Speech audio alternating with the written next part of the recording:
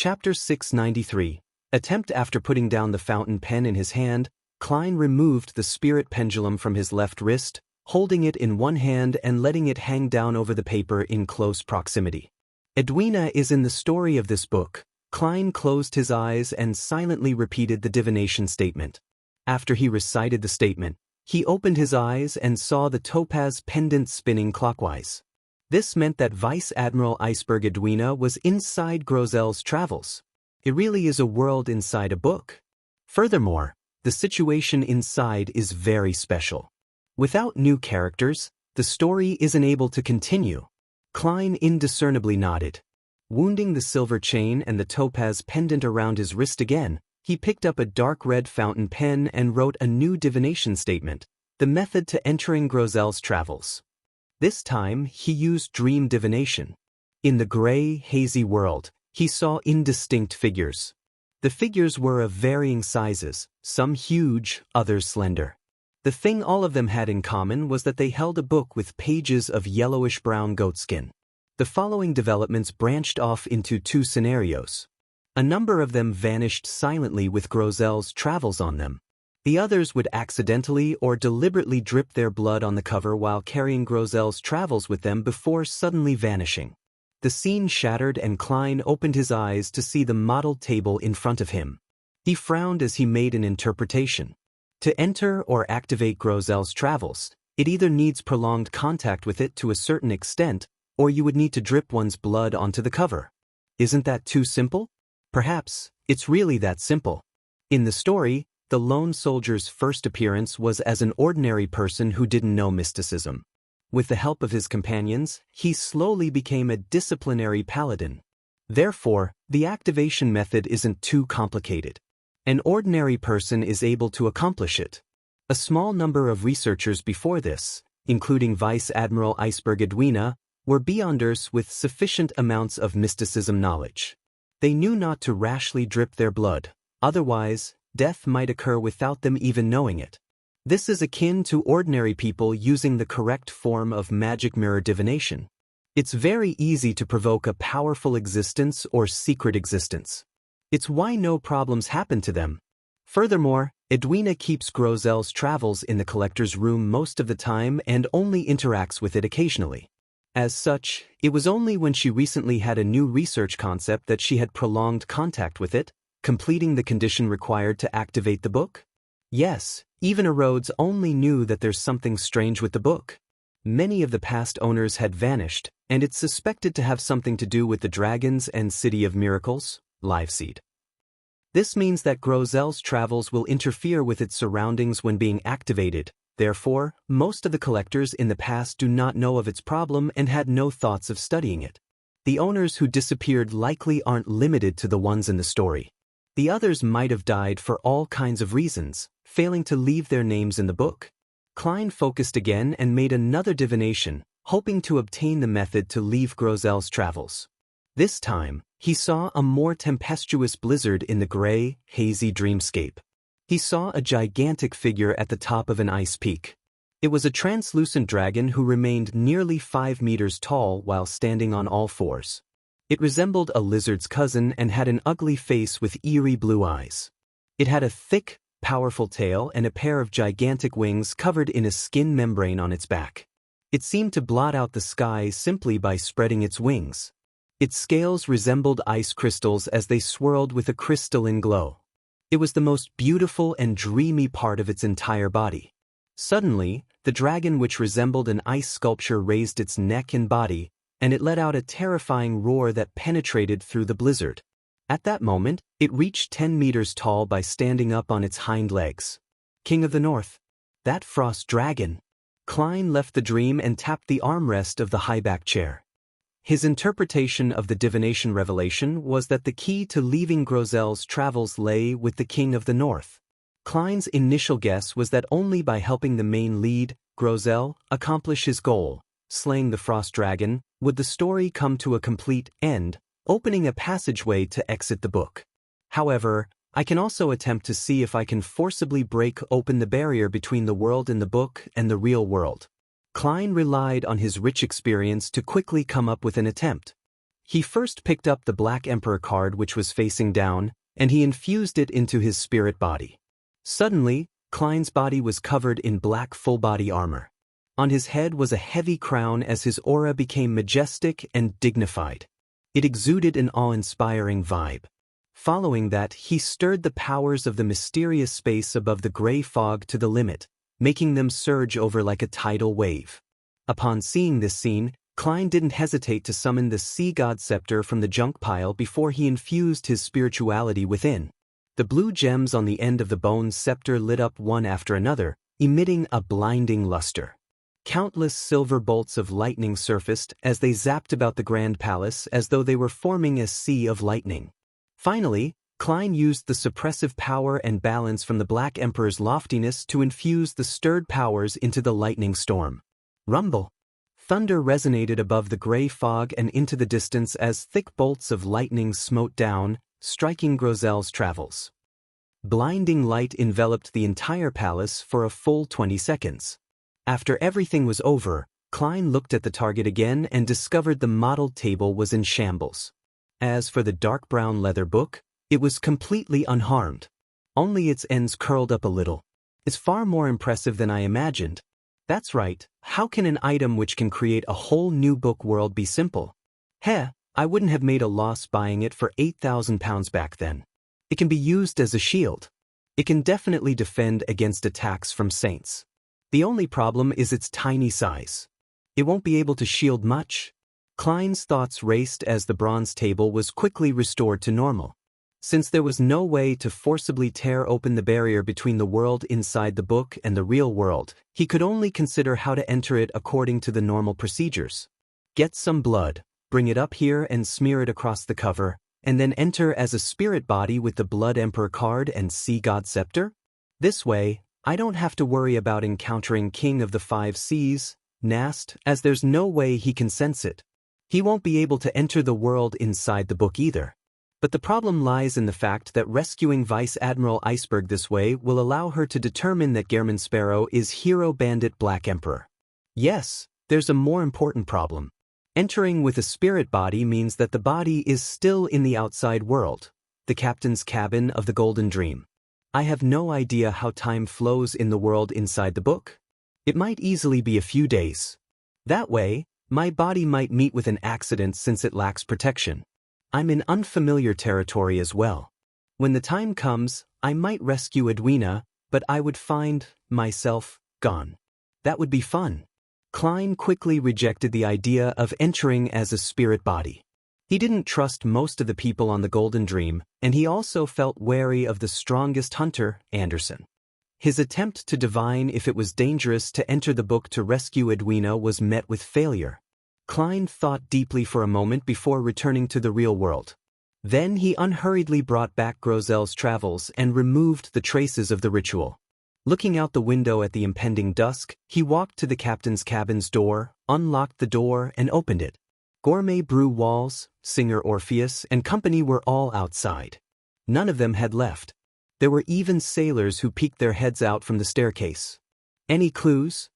Brew Walls blurted out his question, but he didn't hear his voice because everyone at the door was asking the same question. Klein swept his gaze and nodded. Instantly, he heard sighs of relief, then he saw all kinds of happy and excited expressions. If I were to vanish one day, who would act like that? Klein focused his thoughts and said to Danitz, I need an assistant. With that said, he turned to walk to the desk. All right. Danitz hurriedly followed and familiarly locked the door. Is there anything you need of me? He hurriedly asked. He looked as though he could already see his captain being rescued through his hard work. Klein stood by the desk and solemnly said, What happens next will be very dangerous. Very dangerous? Danitz instinctively gritted his teeth. You might vanish or even die immediately. Klein told him the worst possible outcome. Seeing how serious the madman, Gehrman Sparrow, was, Danitz instantly understood the gravity of the situation. His heart sank as he subconsciously became frantic. What does this have to do with rescuing Captain? It's directly related, Klein answered succinctly. Danitz's expression twisted as he fell silent for 2 seconds. What will happen if nothing is done? Your captain might be left there forever, or she might die in the next second, Klein said truthfully. Danitz turned agape as he closed his mouth in silence. His eyes turned adrift for a few seconds before they focused back on Gehrman Sparrow's face. Gritting his teeth, he said, "Let's begin." "Dog's hit," he softly cursed himself. Klein picked up the pen and paper on the table, scribbled a note, and folded it into a square before handing it to Danitz. "Put it into your pocket. Read it after you enter." "Enter?" Danitz asked, puzzled and clueless. As he spoke, he automatically took the paper slip and stuffed it into his trouser pocket. Klein didn't reply as he pointed at Grozel's travels. "Smear some of your blood on the book's cover." As Danitz made a vague guess, he picked up the bronze dagger beside him and nodded heavily. "All right." Chapter 694. Burn. Upon chanting, Danitz held the bronze dagger and sliced across the back of his left palm, but his hesitation prevented him from using much strength. He looked up and forced a smile. "Although I've been injured many times, pain still leaves me afraid." "Get to the point," Klein replied coldly. Danitz gave a hollow laugh. I'm just a little scared of pain." Just as he said that, he exerted strength with his right hand, slicing open a wound on the back of his hand with the bronze knife. The words he had said was apparently to divert his attention so that he could reconcile with the idea of pain. Blood quickly seeped out as Danitz immediately put down the dagger. He dabbed some blood on his right finger and smeared it across the dark brown cover of Grozel's travels. After finishing that, he held his breath, waiting for a change.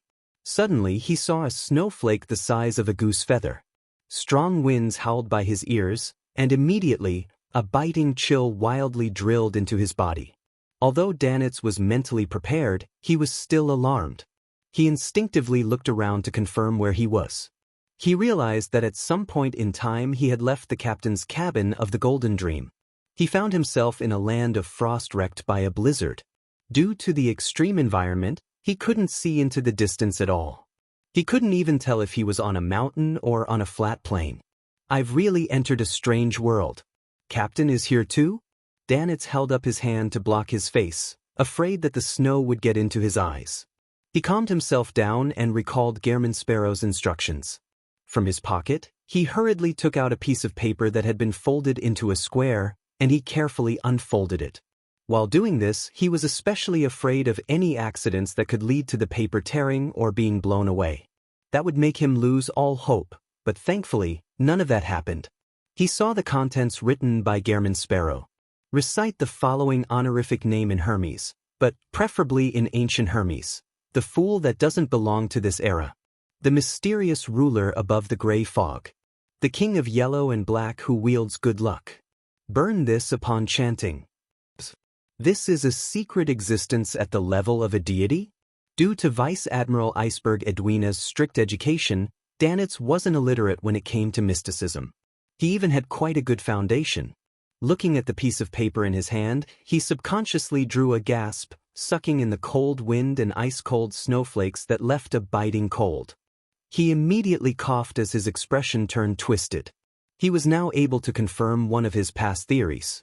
Gehrman Sparrow really did belong to a powerful and very secretive organization.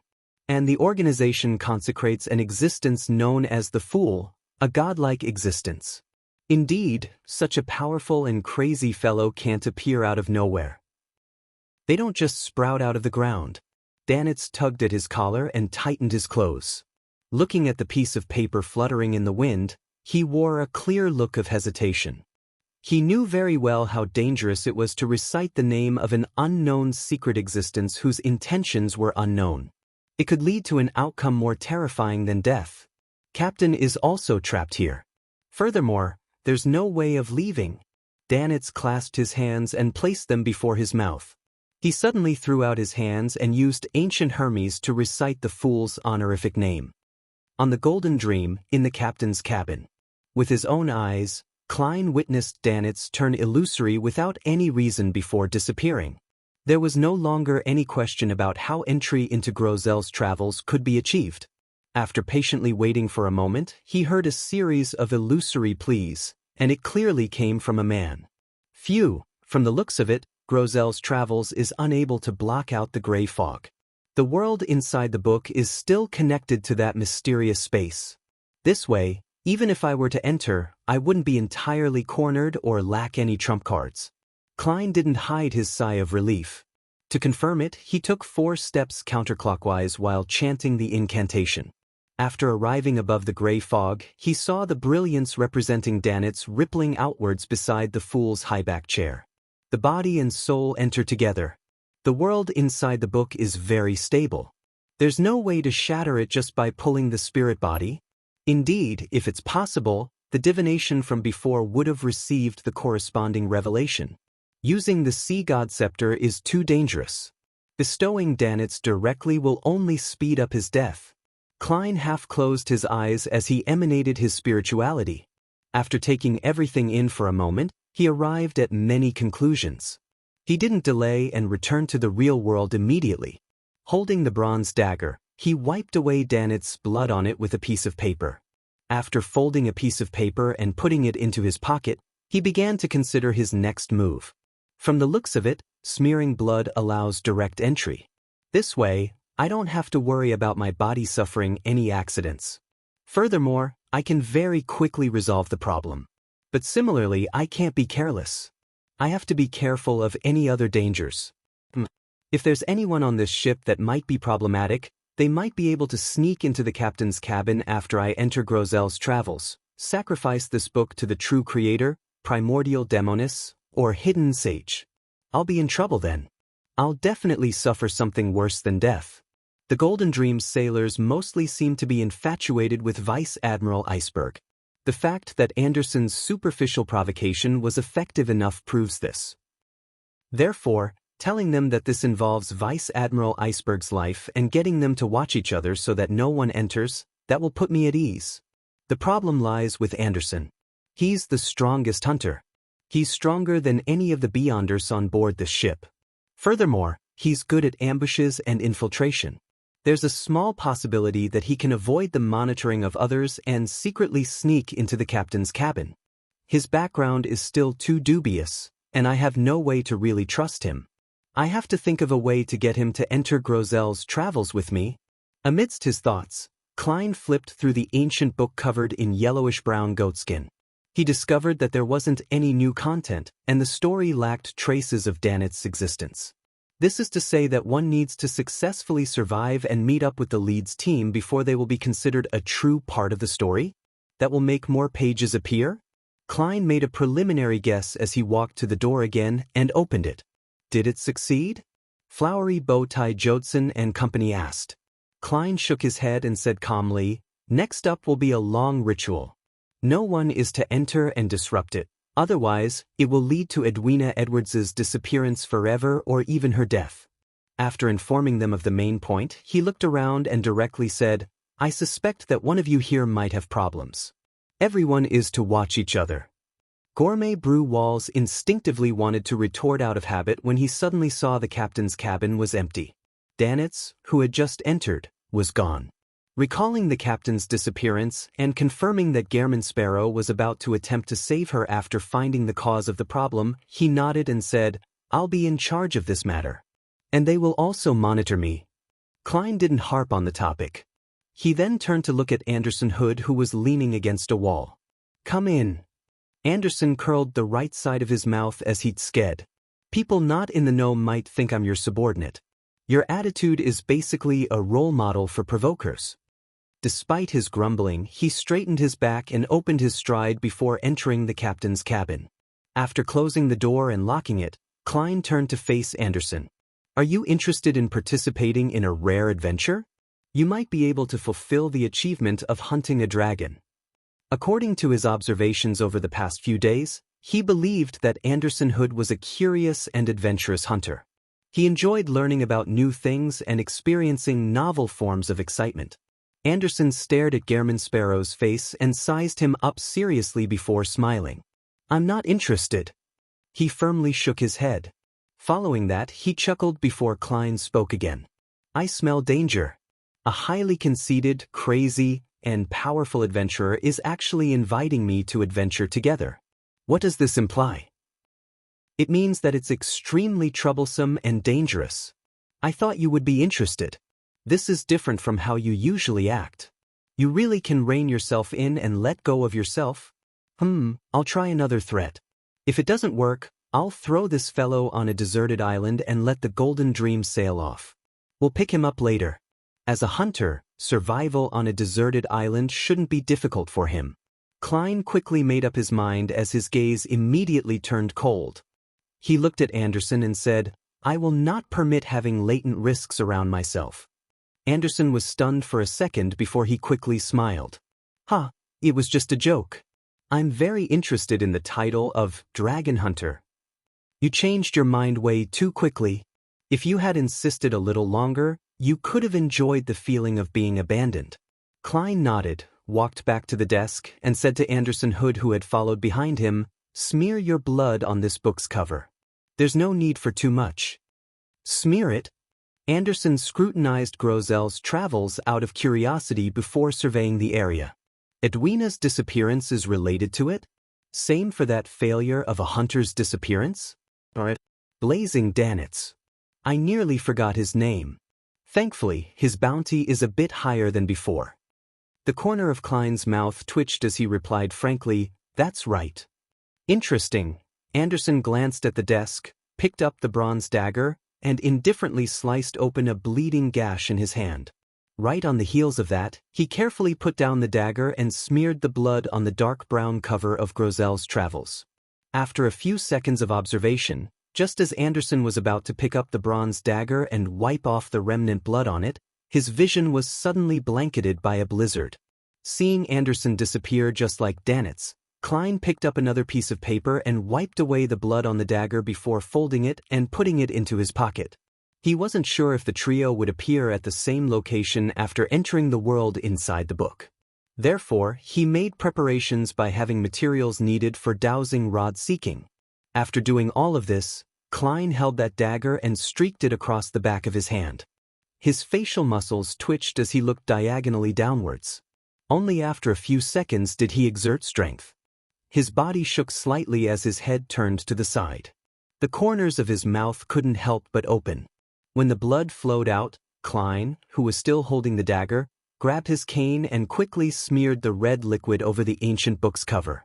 After a short delay, Klein found himself amidst a white land of snow.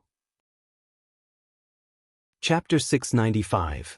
Stark contrast gales with icy fragments and goose feather-sized snowflakes blasted at Klein's face repeatedly. As he surveyed his surroundings, he couldn't help but tense up. He bent over slightly as he trembled. He nearly cursed out as he confirmed that he was in a land of ice and snow which had extremely low visibility. He originally imagined that the moist coldness of Backlund's winter was terrifying, but he now knew that absolute low temperatures and strong winds that were as sharp as blades were a deadly combination. Even though he had worn an additional sweater ahead of time, and his coat was thick and long, he still couldn't withstand the chill. He didn't wear sunbrooch because the heat generated was psychological. It could be used to resist the influence of the intense chill for a short period of time, preventing his body from turning numb. But faced with an everlasting icy environment, it was equivalent to suicide. Heat at the psychological level made one's pores open up as though one was in summer. It would peel off the final layer of defense against low temperatures, and it would even proactively welcome it. Therefore, climb through the mystical item above the gray fog. He planned on using it only on certain special occasions.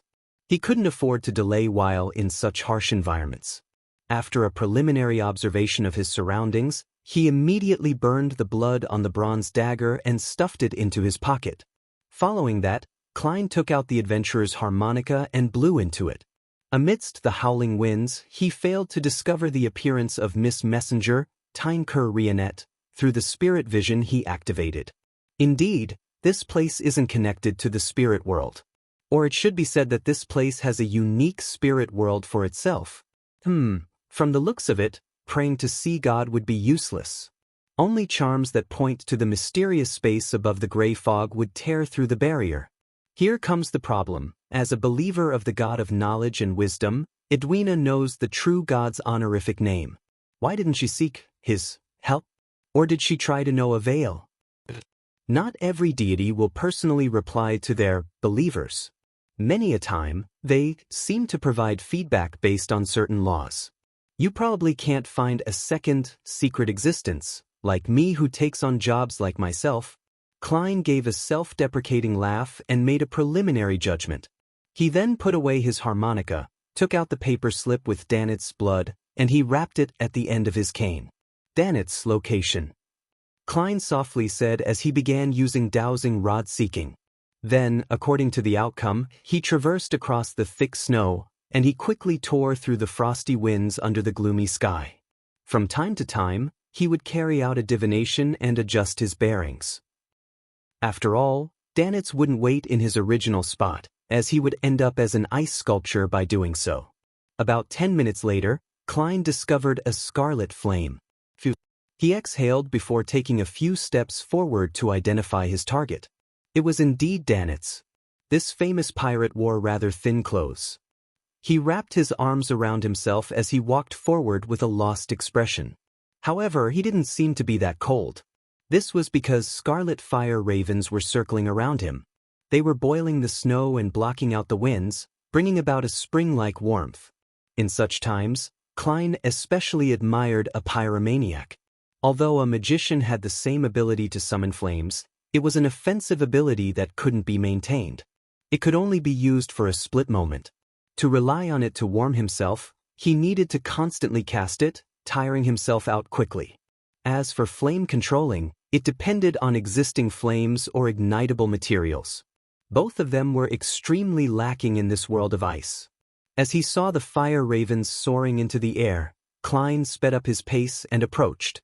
Danitz jumped in fright when he sensed someone approaching. When he saw who the newcomer was, he immediately heaved a sigh of relief. Then, with an odd expression, he forced a smile. There's no stars to be seen here. Getting lost is inevitable. Klein ignored what he said as he directly asked, "Have you burned it?" "I did." Danitz hurriedly nodded, his entire being effusing with indescribable fear. Klein observed Danitz for a few seconds and, after confirming that he wasn't lying, produced the polite smile of Gehrman Sparrow. "Remember, chanting his honorific name makes you his believer." Danitz's expression twisted as he forced a smile which looked worse than crying. "I don't want to change my faith. I have no intention of believing in an unknown existence of dubious origins." He inwardly roared crazily but didn't say a word. He suspected that any retort he makes would lead to him being buried in the snow by the madman. Klein wore a smile that had hints of madness. He added with a calm tone, "Remember, keep it a secret. Once divulged, you and your captain will both die." "What has this got to do with Captain?" Danitz blurted out. Klein maintained his previous expression as he smiled at Danitz. "Guess." Danitz gaped his mouth. With the reason known, all he could do was give a hollow chuckle. "Do I look like someone who can't keep secrets?" Klein nodded. As he took out the paper slip with Anderson's blood, he chuckled and said to Danitz, "Believe in him. Served him. Perhaps one day, you will become a blessed like me. When the time comes, your name will spread across the 5 seas. You will be in no way inferior to a pirate admiral." As he spoke, he planned on adding a gesture as the fool's believer, but sadly he realized that he didn't have such a gesture. All he could do was console himself. A secret organization needs to be secret. Doing all these kinds of superficial actions is meaningless. Mr. Hanged Man was right. No way inferior to a pirate admiral. Danitz's eyes suddenly lit up. Since I've already chanted the honorific name of this secret existence, there's really no way to avoid it from a mysticism point of view. I might as well take this opportunity. He instantly had many thoughts, having even named his future child. If it wasn't for Gehrman Sparrow's persona, I would have directly said that you would have the reputation and strength that matches Vice Admiral Iceberg when the time comes. Of course, whether she likes you will be a whole other matter. According to my observations, you stand little chance. The partner Edwina wishes to have is someone who can study and improve alongside her, someone who can discuss all kinds of knowledge. Klein mumbled as he used dowsing rod seeking again. Anderson Hood's location. He came in too? Danitz was first taken aback before he asked in surprise. Klein finished chanting the statement, released his cane, and determined the direction in which it fell. He then nodded and said, "I'm worried if he stays outside." "So you're also wary of Anderson Hood?" Danitz couldn't hide his smile as he echoed, "That's right. He's the kind of person who smiles on the surface but will stab you in the back once you turn around. His reputation in the Fog Sea is terrible. There are no pirates that like him. He even deliberately tried to sully you, making us be wary of you, to view you with animosity. If pirates were to like him, it would only mean that his title as strongest hunter isn't substantial." "I heard Anderson's provocations." Klein didn't reply. He picked up his cane and proceeded through the blizzard. Danitz followed closely behind, using fire ravens to scatter the snow and block out the cold, so that they too didn't need to freeze. Not bad. Quite sensible. At that moment, Klein once again experienced the benefits of having a servant, to have someone hold an umbrella during a rainy day, and someone to provide warmth in a blizzard. In the white vastness, the two appeared like black dots, trudging through the snow. They proceeded forward for nearly 20 minutes before arriving at the location where the dowsing pointed to. "He isn't here." Danitz surveyed the area and failed to find any traces of Anderson Hood. He didn't have any doubts about Gehrman Sparrow's dowsing rod seeking, because he was the last person to be found with it. Klein frowned as he activated his spirit vision and enhanced his spiritual perception. Suddenly he sensed something. He prodded forward with his cane, causing the snow in front of him to collapse. The collapse revealed a cave. Inside it were dark rocks that were reflecting the light from a fire. Klein crouched down. In his vision, he discovered that the cave extended into a narrow passage.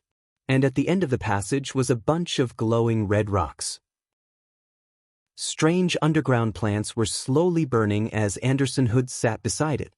He was leisurely roasting an animal that resembled a rabbit. The fragrance of the fats and the warmth it brought were emanating out, drilling into Klein's and Danitz's noses. "You guys are finally here? Want to give it a try? There's actually a strange rabbit around here that can live in such ice and snow." Anderson bent down, looking towards the entrance as though he was greeting companions on a camping trip with him. Although he didn't say anything provocative, I really wished to beat him up. Klein entered the cave with a stoic expression. He came close to the fire and experienced the long-awaited bliss. Danitz followed in tow. He looked at the fire which was roasting a rabbit and then at the fire ravens beside him before silently dispelling them. "How did you find this cave?"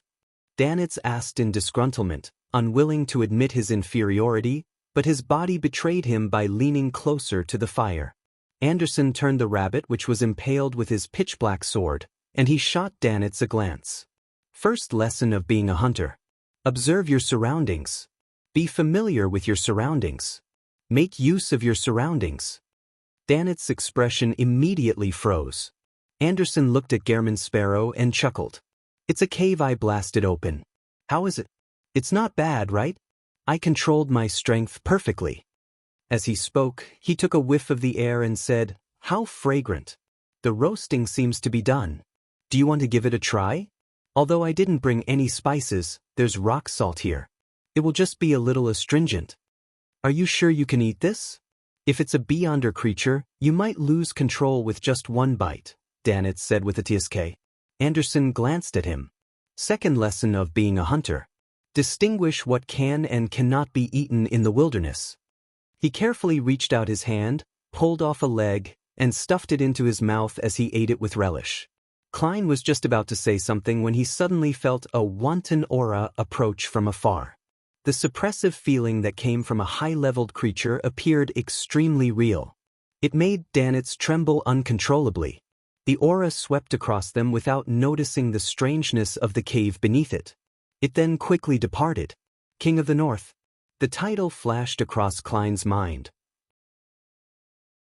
Chapter 696. Giant Guardian. As the tyrannical aura flew past, high in the sky, Anderson's chewing came to a sudden halt. It was only when the entity was a distance away did he swallow the remaining rabbit meat. He looked up at Gehrman Sparrow. "That was the dragon you were talking about?" Klein nodded slightly, confirming Anderson's guess. The corners of Anderson's mouth slowly curled up, revealing an expression as though he was at a loss on whether to laugh or cry. I thought you were talking about a mature or adolescent dragon. The one that just flew past. I probably won't be able to become a dragon hunter. Dragon feces, perhaps.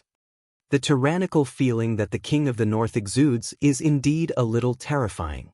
Compared to the piece-together monster which made hair grow without restraint on the future, it's a lot stronger. Perhaps, it's a sequence for, at the level of a demigod. Klein calmly made a judgment without revealing any hints of panic or horror.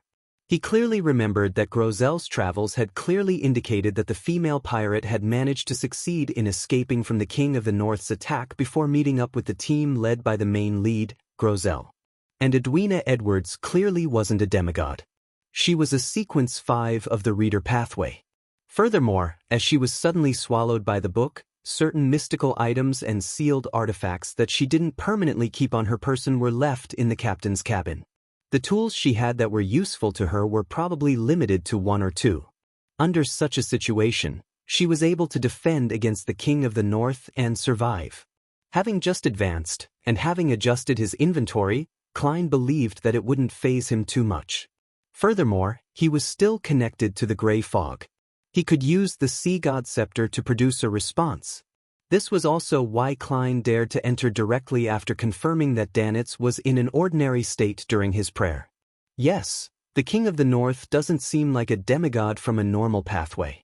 According to Vice Admiral Iceberg, it's a rampager who gathers frost-related Beyonder characteristics, and it can match a demigod in certain domains but would have flaws in other aspects. Edwina, Anderson, and me, along with the Beyonders of the main lead's team, we wouldn't be helpless. If all else fails, I can still use the Sea God Scepter. I don't believe that this book can defend against items above the gray fog. If it could, it would have shown it long ago. Standing beside the fire, Klein looked down at Anderson and grinned. Are you afraid? Anderson was taken aback as he immediately beamed. Not at all. You seem to be very confident. After saying that, he looked at Danitz, who was still trembling and trying hard to compose himself, before Tsking. Do you know what's the most important thing for a man? Danitz had just taken a deep breath. He was stunned by what he heard as he held his right index finger and middle finger together, pointing to his crotch with uncertainty. Anderson blinked before he roared with laughter. Bastard, you really are a crude pirate. I wanted to say something but, I can't remember it. Oh right, I wanted to say courage. Courage is the most important thing for a man. Look at you. The dragon hasn't even attacked, and you're almost hugging your head and begging for mercy. Danitz's face instantly flushed red as he glared at Anderson. You weren't acting like this back at Toscarter. Klein couldn't help but lampoon. Danitz was just about to make it clear that he was only influenced by the high-level creature when he suddenly recalled what was just said. His expression was immediately restored to normal as he casually replied, I can't compare with dragon feces at all. Anderson's smile froze as he coughed lightly. As though nothing had happened, he yanked off a rabbit's leg and handed it over to Gehrman Sparrow. Want a bite? Klein remained silent for a few seconds before he slowly shook his head. This is a strange world. Before confirming that there aren't any problems, it's best not to eat anything here. Perhaps it might be a piece of rabbit meat that will make you stay here forever. Anderson moved the roasted rabbit's leg to his nose before slowly putting it down. Following that, his face collapsed. Why didn't you say so earlier? Klein calmly replied, I just thought of this problem. Anderson's expression turned twisted as he lowered his head. He quickly bit down on his roasted rabbit leg. Aren't you afraid that something really bad will happen? The strongest hunter's actions alarmed Danitz. Anderson laughed helplessly. I've already eaten one earlier. I've already digested it by now. Since there's no way of turning back, I might as well focus on enjoying it. Klein and Danitz were momentarily at a loss for words. After Anderson finished gnawing on the rabbit's leg, he deliberated and asked, Are you really not eating? We have no idea how much time we'll be spending here. If we really do starve, how are we supposed to fight the dragon? Klein didn't reply. He took out his golden pocket watch and opened it. It's 6:10 in the evening outside. We'll eat a little after 4 to 6 hours if nothing happens to you. Anderson turned to Agape, speechless. Klein ignored him and turned to say to Danitz, 15 minutes break. We'll search for your captain after that. As he said that, he had already taken out the pearl earring belonging to Vice Admiral Iceberg Edwina Edwards. All right. Danitz suddenly felt pumped with his blood boiling, completely forgetting the cold outside. But after about 8 seconds, he huddled close to the fire again. Around 7 in the evening in the outside world, Klein pressed down on his hat and held his cane. Together with Danitz and Anderson, he followed the revelation provided by his divination and found their way to a mountain. After circling the boulders which were encased in thick layers of ice, they saw a dark mountain cave. Standing by the entrance was a woman holding an ancient bow. The woman had a head of soft, lustrous black hair which she had simply tied into a pigtail. Her facial features were soft, making her look different from any national of the northern continent. She wore a brown ancient-styled hunter's coat and trousers. She acutely cast her gaze over. Upon seeing her slightly sharp ears, Klein immediately guessed her identity from matching her to the content in Grozel's travels. She was the female elf who got to know the giant, Grozel, at the very beginning. Her name was unknown. Compared to Earth, people from the northern continent look more Caucasian. But this elf has more of an oriental charm.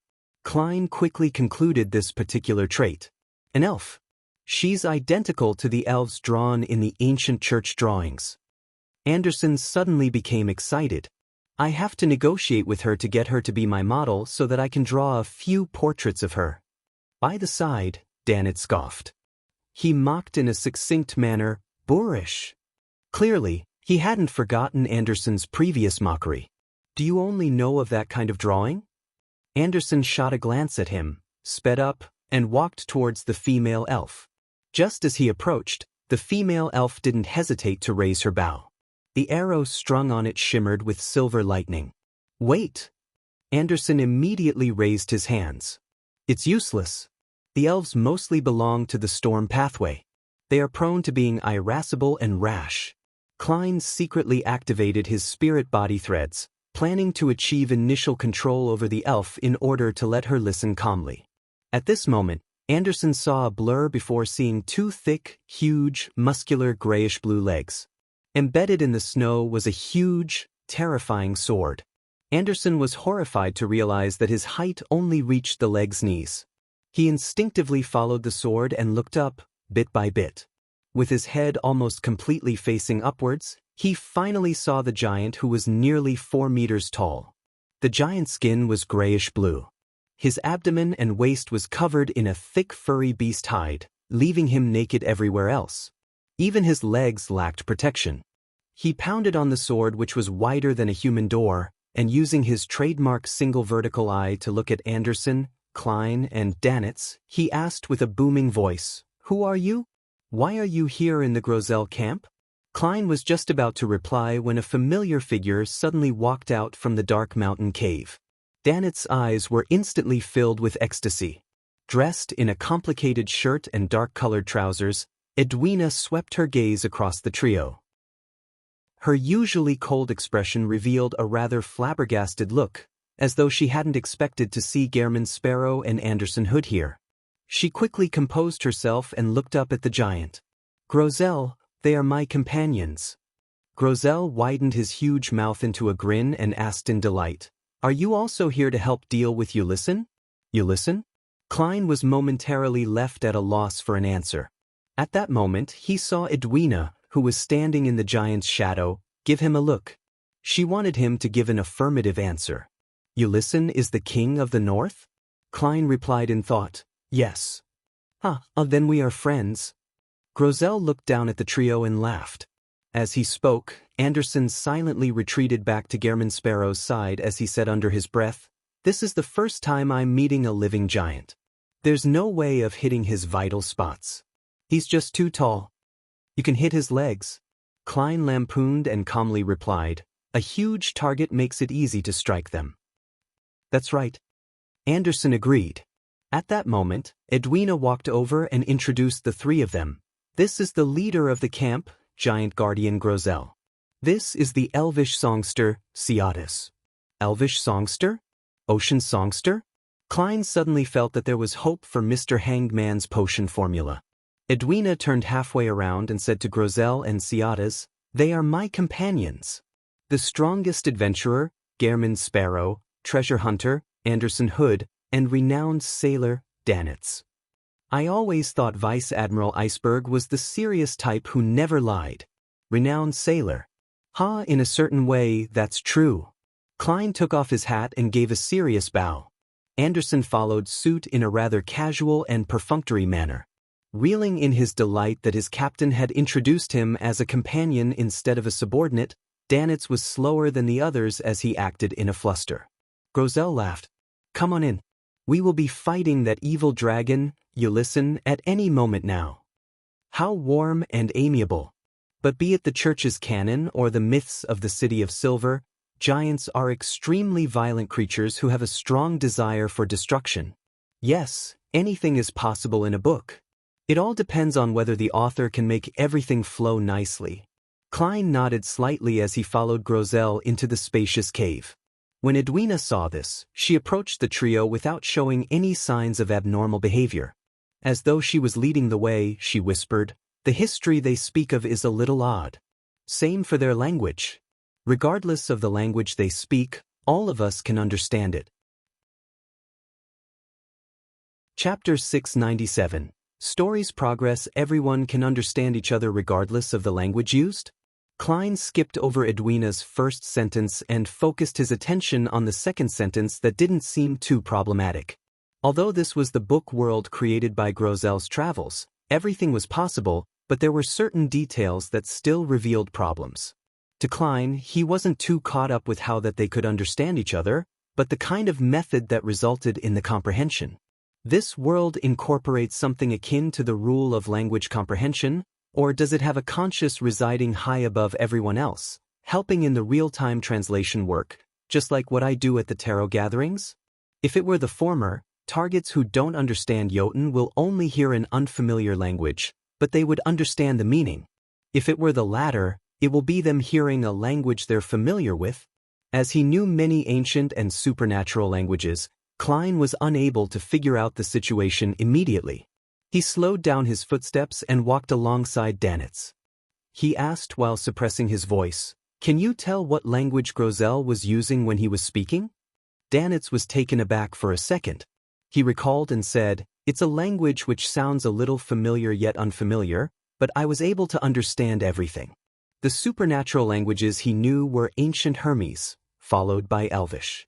He was only a beginner in Jotun. Yes, it's something like the rule of language comprehension. It's comprehension at the level of the mind.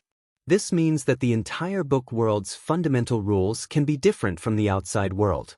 It's a setting that it comes with, but the changes don't seem capable of exceeding certain limits. This point remains suspect and requires verification. After all, I can't eliminate the existence of someone like the Fool, someone who completely interprets the communication via the mind. Edwina is indeed sharp and good at observing. The problem she discovered leads straight to this book world's essence. Amidst his thoughts, Klein unhurriedly entered the huge, dark cave. As for the history described by the members of the main lead's team, he wasn't the least bit surprised. He even looked forward to hearing the details. Klein long knew that the various churches and the northern continent's countries had consciously attempted to destroy or conceal information to hide the true history of the fourth epic, third epic, and even the second epic. What people knew as common knowledge actually differed from the people who used to live in those eras. This was also one of the reasons why Klein took on the risk to enter the book world. Inside the spacious and windy cave, a bonfire scattered its light and heat on 3 humanoid figures. One of them was a middle-aged man in an extremely Spartan white robe. He had wrinkles but didn't appear old. He had his back to the fire as he faced the stone wall with his eyes closed, focused on his prayers. He had short brown hair, and his shoulders, arms, calves, and feet were exposed, revealing all kinds of old scars. Beside him was a lad using a stone for a pillow. He donned a black, heavy full-body armor. By his hand was an erected black sword that emitted a cold, shimmering light.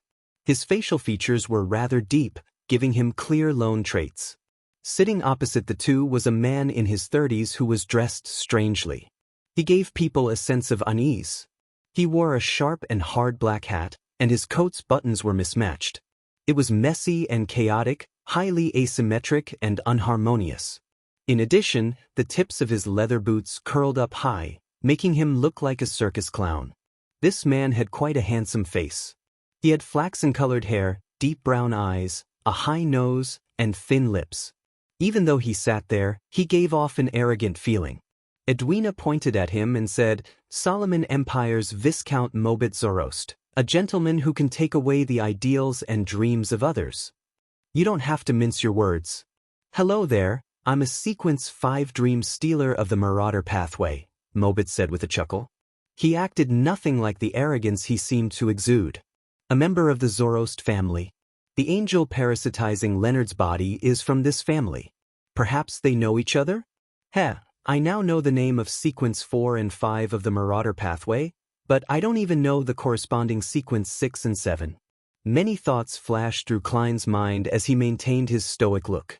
At that moment, Anderson warmly greeted him with a smile and asked as though they were pals, "To be frank, this is the first time I'm hearing of Dream Stealer. I only know of Marauder and Swindler. There are two sequences in the middle I'm not aware of. Are the Beyonders of this pathway already so scarce? Doesn't Edwina know?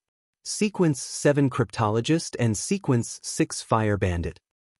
Let me do the introductions." Mobit warmly pointed to the praying man whose back was facing everyone. The pious ascetic Snowman. He believes in the Lord that created everything, the omnipotent and omniscient God. Don't mind him. He's completely sealed himself in his beliefs. But in combat, he's a very reliable companion. Snowman, you should say something at the very least. Mobit, who didn't receive a response, stroked his chin with a rueful smile. "This is the treatment I often receive. You might find it hard to imagine that I was an arrogant, reserved, and refined nobleman. But time has changed everything.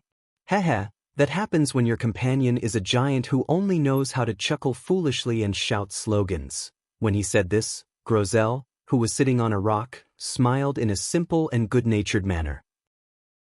He raised his hand to scratch the back of his head as his single vertical eye didn't show the ferocity and cruelness that giants were strongly rumored to have. Mobit shook his head and pointed at the ascetic, Snowman. As for him, he might not speak a single word for years or even a decade. Ciadas is a very violent woman. As long as there are any emotional stirrings in her, she'll beat me up. Sigh, I'm as afraid of her now as I was infatuated over her back then. Therefore, I can only make conversation and speak to them, otherwise, I'll definitely go mad. Thankfully, Frunzier came later. He's quite the conversationalist. Hey Frunzier, wake up. We have new companions. The sleeping black-armored knight slowly woke up as he looked at Klein and company. Suddenly, there was the sound of metals striking each other as he stood up. Staring at Klein, he said, "Loanese?" "Yes." Klein nodded frankly. He discovered that this lone soldier who had gone missing for 165 years didn't look old. He had black hair and sharp, blue eyes. He made one submit to him unknowingly. Frunzier appeared adrift for a moment as he quickly composed himself. "Do you know of Backlund's Edward family?" "Backlund has many Edwards," Klein replied simply. "The Edward family that lives at 18 Delahire Street in Northwest Borough." Frunzier pressed anxiously. Klein shook his head. "Northwest Borough no longer exists." "Northwest Borough no longer exists." Frunzier repeated those words as his voice grew softer. He fell silent for a few seconds before exhaling. "I've no idea how many years have passed outside, but it should have been quite a while. Edwina told me the actual year, but I don't remember the year I entered. I was sleeping most of the time, and time here seems to be frozen." Mobit Zoroast chuckled upon hearing that. "That's because you have bad luck. Back when we were passing through cities and villages, everything was perfect." He looked at Klein, Anderson, and Danitz. "Back then, we lived in places with humans, with intelligent races. We got married again and again, seeing our wives turn old, grow weak, and die. Before a new member joins, we would forget our goals. We would lead ordinary but happy and relaxed lives for decades or centuries. The only con is that we aren't able to bear our own children. Later, Frunzier came. We entered this region blanketed by ice and snow. We hunted many monsters, but gradually, we began to fall into a slumber. We were seldom awake until we met Edwina.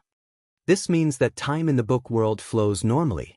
The story's progress is maintained by a certain power that influences the main lead's party.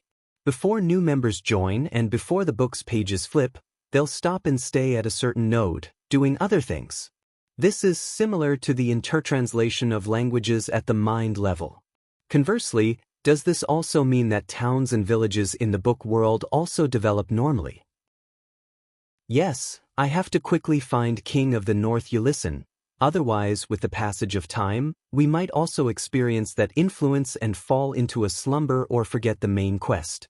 We'll stay here for a long period of time until a new member is swallowed into the book and finds us. Klein fell silent for a few seconds. Just as he was about to say something, Edwina said, "There's no need to worry about that problem. We will soon encounter the King of the North." "Why?" Anderson and Mobit asked in unison. Edwina surveyed the area and said, "Before I entered, the stuck pages in the book only had a few more pages. And now, with you entering and finding the camp, there definitely can't be many pages left. The story is about to come to an end." Mobit nodded indiscernibly in agreement with Edwina's judgment. Anderson softly mumbled terms such as stuck. Edwina then introduced Klein, Anderson, and Danitz as she made an example of herself and sat down beside the bonfire. Klein took off his hat and held it with his cane. He slowly sat down and looked at Mobit Zoroast, who was inclined to chat. "Have you heard of the Tudor Empire and the Trunsoist Empire?"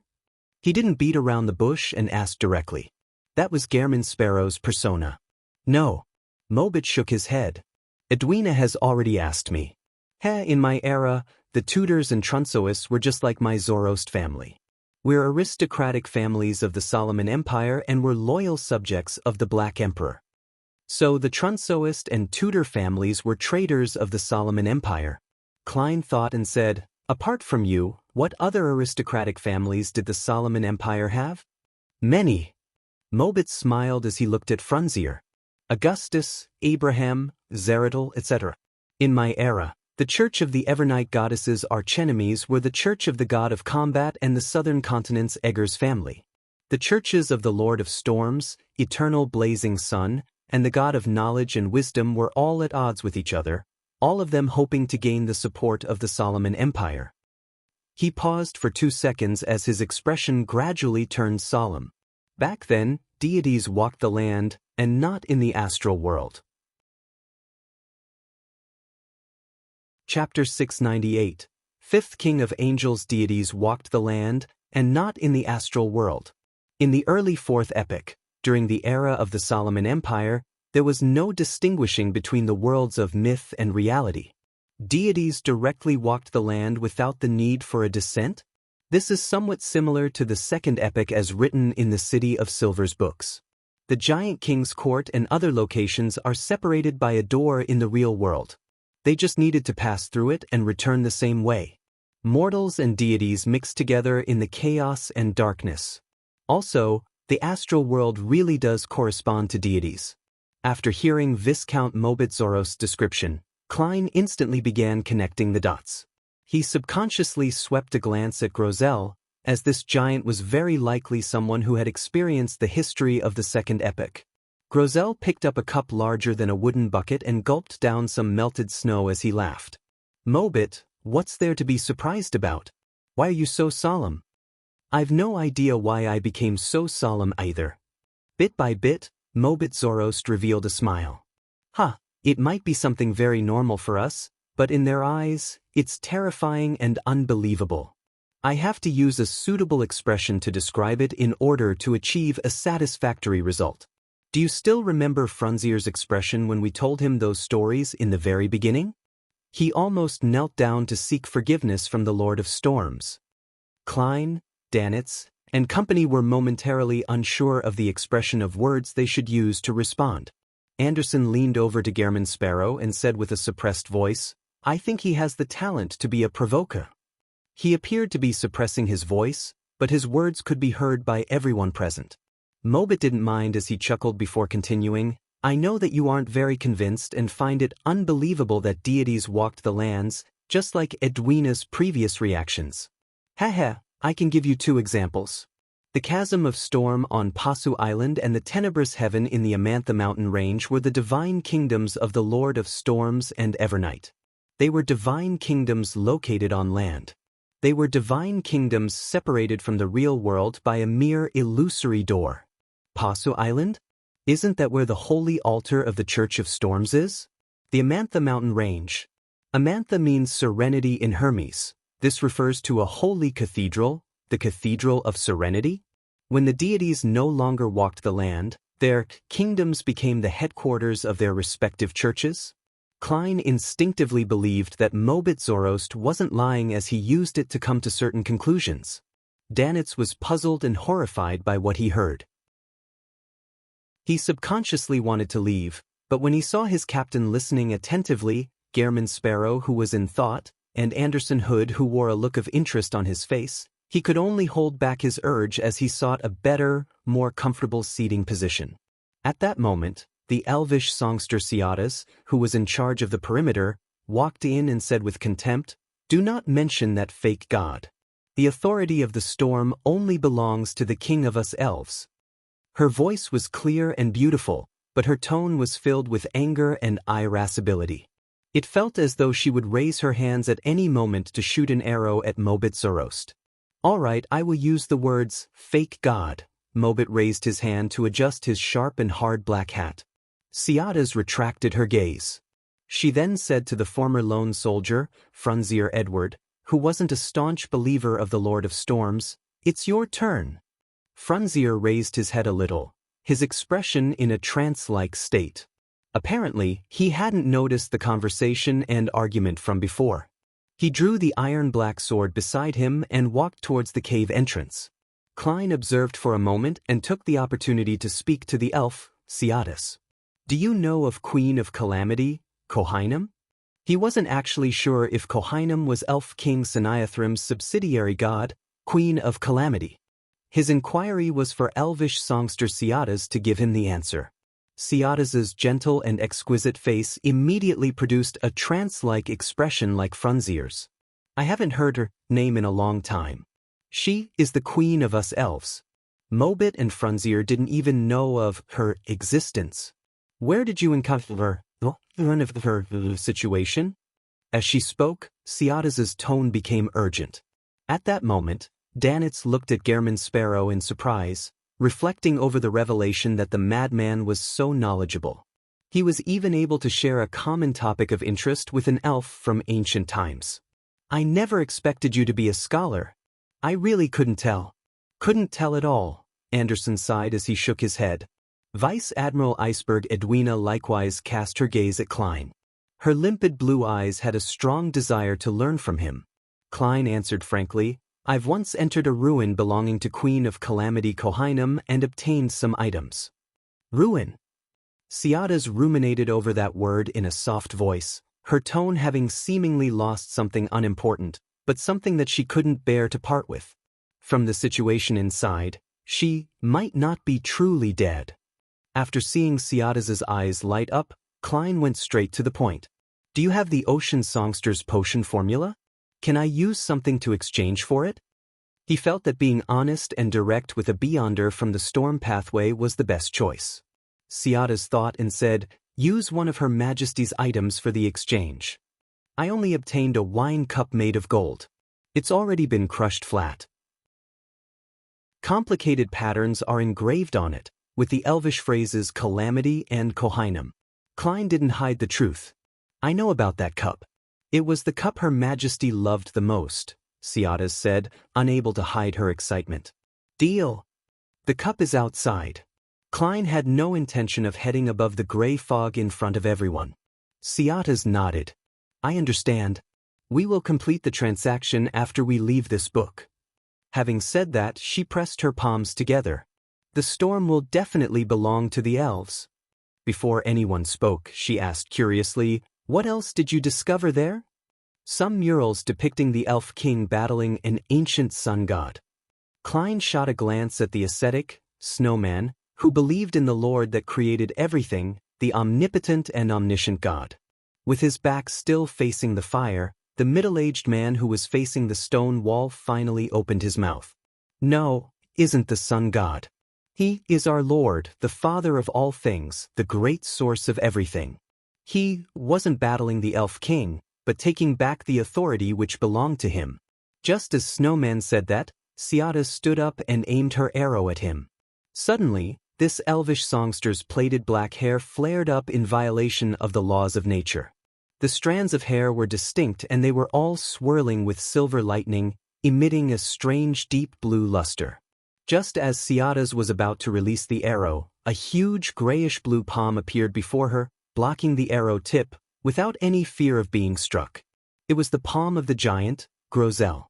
One of the traits of this race was its exaggerated limbs.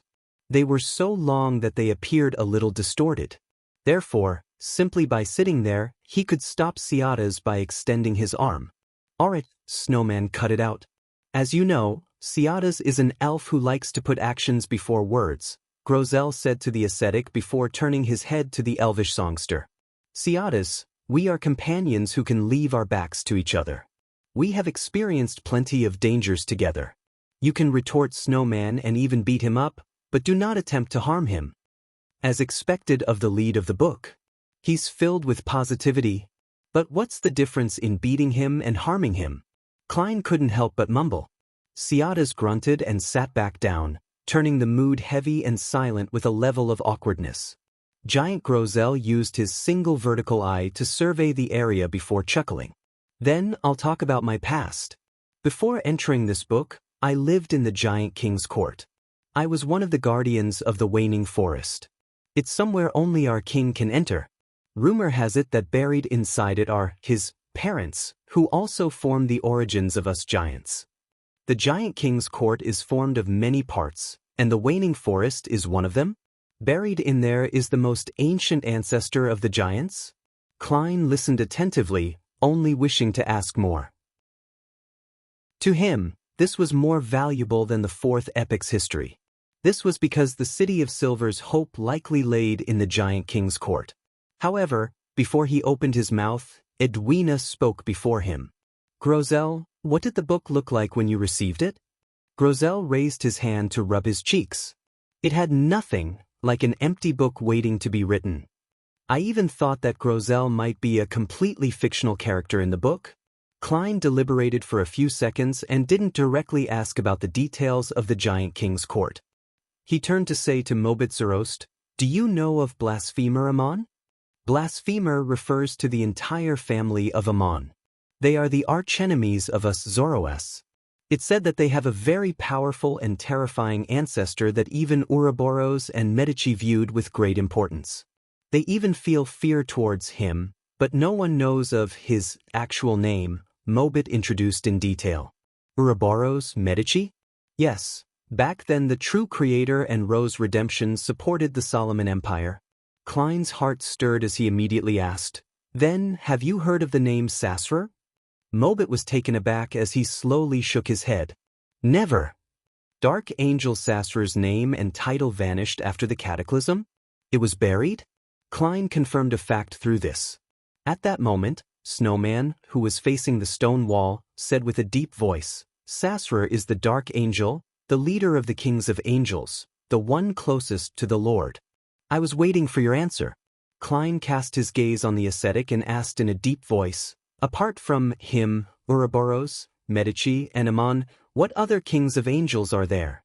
You don't have to say out all their names." Klein was afraid that it would result in unnecessary reactions, just like the Repenta in Afternoon Town. Edwina, Anderson, and Danitz were at a loss from the very beginning. This was because the contents of the conversation between Gehrman Sparrow and the few ancient figures were things that they had never heard of. They found it unbelievable that this crazy adventurer knew so many secrets. After a few seconds of silence, Snowman said, "There's also the angel of imagination, Adam." Just as he said the name, the entire cave shook.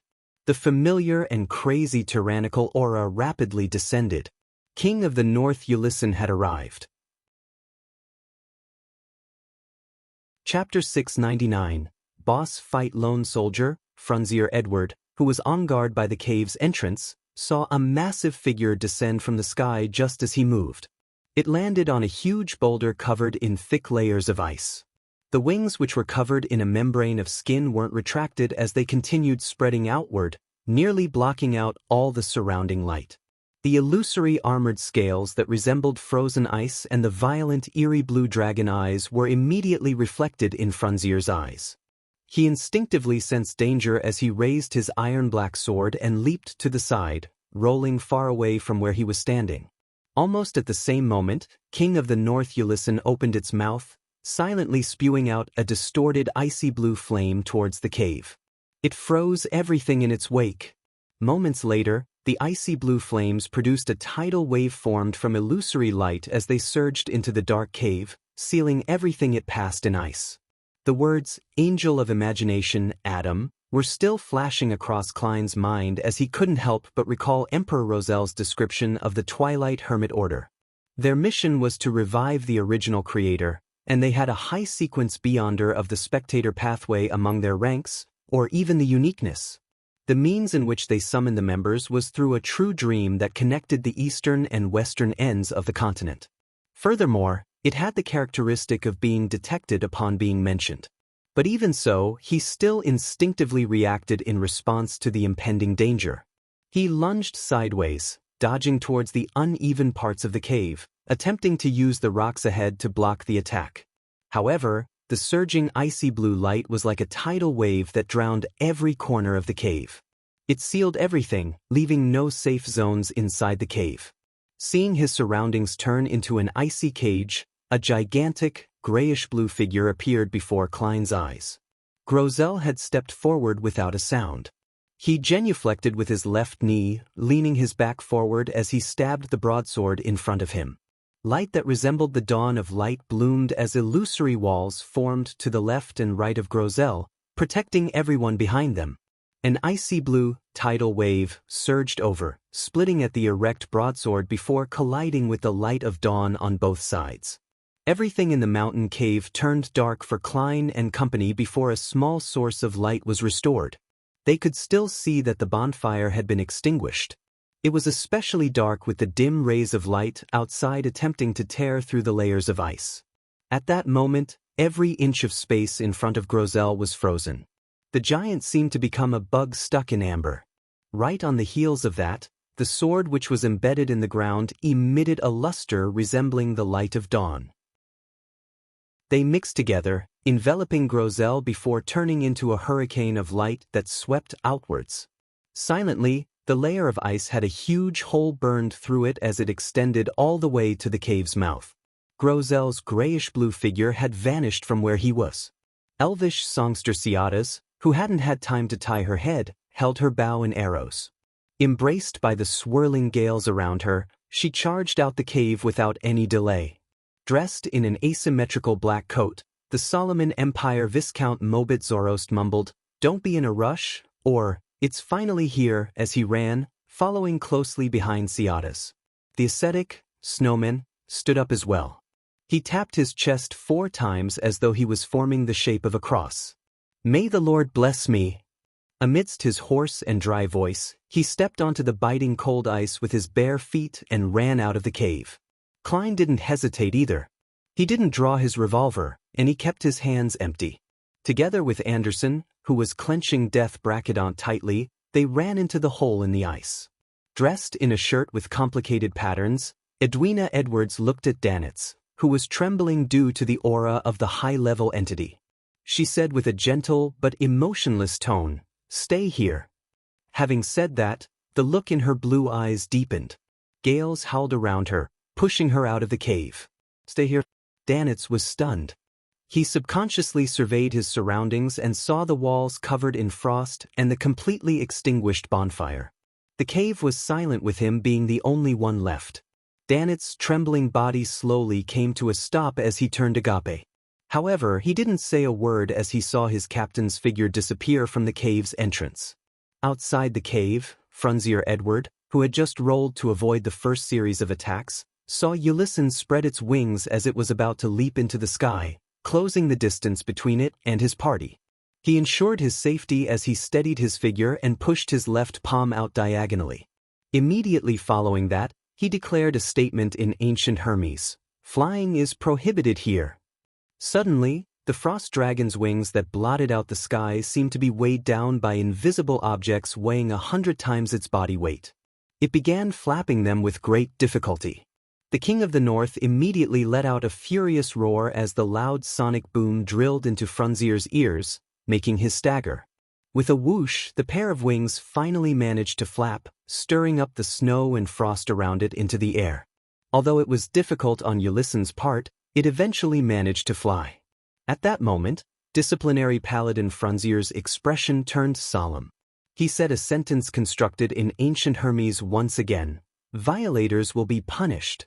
Just as he said that, his figure leaped up at a speed which was faster than Ulysses, as though he had been augmented by some unknown power. Ding!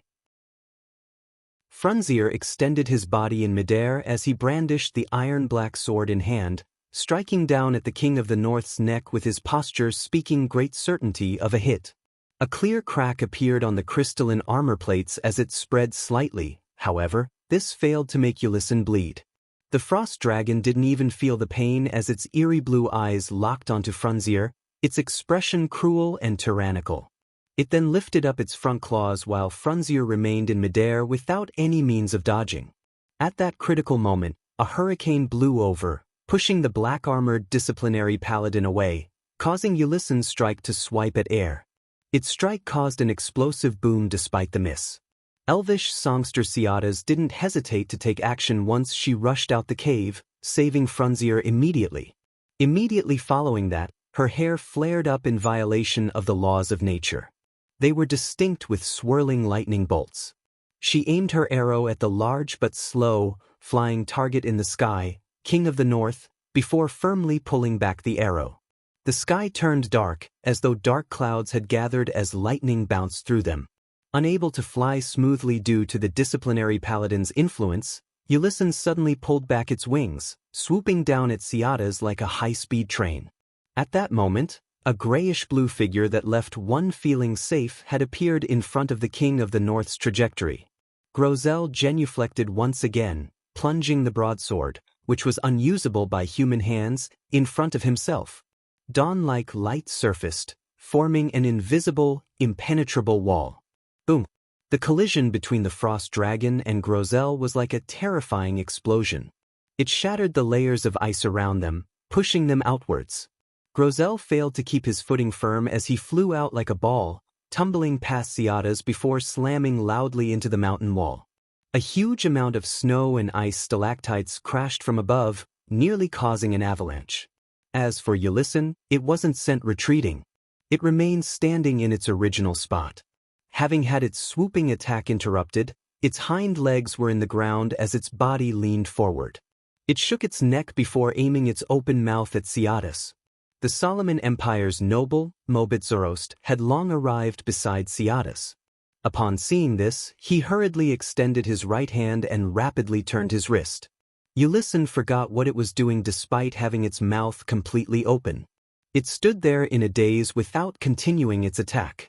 Suddenly, Mobit turned his head and spit to the side. Pooey! The spit was ordinary without any special traits to it. Seizing this opportunity, Snowman, the ascetic who came out, raised his arms as though he was embracing God's grace. Then, he said to the elvish songster in ancient Hermes, "God says it's effective." With a sizzling sound, the flashes of lightning surrounding Ciadas brightened greatly as they surged out, entangling with the arrow. She released her grip as an arrow shot out. Boom! Dark clouds gathered in the air as a thick bolt of lightning smote down, augmenting that arrow. The arrow turned completely silver, as though it was shot from the god of lightning. It struck Ulysses' forehead at a completely unavoidable speed. Layers of ice disappeared as the illusory armor plating cracked. The arrow stabbed into the King of the North's head, making it let out a deafening cry. Light blue blood gushed out and quickly froze as the frost dragon's ugly face shook violently as silver bolts zapped at it. At that moment, Klein and Anderson came out of the cave. Disciplinary Paladin Franzier had tumbled onto the ground before standing up again. Grozel extended his palms from the snow pile, rubbing his head. He didn't appear seriously injured. With so many teammates, I don't have to be the main assault force. I can attempt to control Ulysson's spirit body threads. From my observations, it doesn't seem to have the defensive abilities of a demigod. Of course, it's much stronger than a Sequence 5. A 5-meter radius is a little dangerous. Klein looked at the frost dragon as he quickly had an idea. Chapter 700. Excellent teamwork. King of the North. Ulysson's tragic cries rapidly turned into a roar. Following that, a snowstorm engulfed the area outside the cave, reducing the visibility to less than 5 meters. Howling gales swept up dense goose feathers as they covered every inch of space. Meanwhile, an icy blue halo rapidly extended outwards, clinging close to the ground. It left frozen ice everywhere in its wake as it passed. Klein, who had his vision and hearing affected by the blizzard, instantly had the corresponding scene surface in his mind. He hurriedly bent his knees and kicked his heels, jumping high up, allowing the icy blue halo to sweep underneath him. As for Mobit Zorost, who was an adept at combat, he was already too close to the icy blue halo when he noticed it. He didn't have the time to jump up. At that moment, he was hoisted up by his shoulders as the bottom of his feet had a tempestuous hurricane lift him up into the air. With this combination, he instantly flew up into the sky, avoiding the outcome of being frozen. Mobit turned his head and, without surprise, saw the deadpan Ciadas. This elvish songster could only muster up strong winds to glide forward due to the law forbidding flight. Anderson, Edwina, Snowman, and Franzier reacted accordingly, jumping in time and dodging the attack without succumbing to it. Only Grozel, who had just pulled out his broadsword from the snow, was hit in the legs by the icy blue halo, as he couldn't dodge in time. Layers of ice instantly surged upwards as Grozel stood on the spot like a frozen corpse. The exaggerated blizzard obscured all the Beyonders' vision, making them lose their vision of the frost dragon. All they could do was passively defend against any attacks. At that moment, Snowman, who hadn't dropped to the ground, spread out his arms once again and said solemnly in ancient Hermes, "God says it's ineffective." The violent blizzard suddenly calmed down significantly. Be it the tempestuous hurricanes or the dense snowflakes, they were weakened or had been cut in half. Ciadas vaguely made out a gigantic face with an ugly lizard-like face. The broken arrow was still embedded in its forehead. Ulysson had taken the opportunity to close the distance between them. Ciadas didn't panic. The strong winds suddenly changed directions, sending Mobit and her floating backward. Meanwhile, her chilled, pale lips opened as she sang in ancient and abstruse Elvish, "The rocks are destined to be shattered by the waves. The trees are destined to be struck down by the winds. The mountains are destined to crumble by the lightning." As every word in Elvish was rich and filled with meaning, the constructed sentences were extremely succinct. Therefore, the lyrics didn't waste too much of Ciadas's time. Furthermore, from the moment the first word was spoken and from the beginning of the beautiful and forceful rhythm, the winds in the blizzard began to experience changes. The howling sounds of wind turned chaotic as it spread out in every direction. Ulysson's massive figure once again appeared before Klein and company's eyes. When Ciadas sang the third phrase, Disciplinary Paladin Franzier had already pushed out his right palm and profoundly said in ancient Hermes, "Imprison!" Instantly, the frost dragon which was about to rush Ciadas and Mobit had frozen on the spot. Surrounding it were layers of transparent walls. And as Franzier said that softly, Edwina, who had just found her footing, made her light blue eyes turn black. Inside them flowed a sticky liquid that seemed to be the manifestation of all the evil in the depths of one's heart. She gently clenched her right palm as Ulysson stood up with a roar, instantly ripping apart the effects of imprison. The frost dragon's eerie blue eyes were filled with blankness and pain. It seemed to be still immersed in the emotions of sudden madness and ruthlessness. Even though this was a state it was always in, to have it fully triggered was uncomfortable. Without a doubt, it was a dragon who found it difficult to control its emotions. Seizing the opportunity of Ulysses' brief pause, Anderson Hood condensed a burning white spear in his hand. Then he bent his back and threw it out. Without waiting for the outcome, flames appeared under the strongest hunter's feet, turning the ice into liquid. So, the spear accurately struck the frost dragon's half-open mouth, quickly melting the thick armor plates of ice, with the excess force penetrating the upper part of its forehead.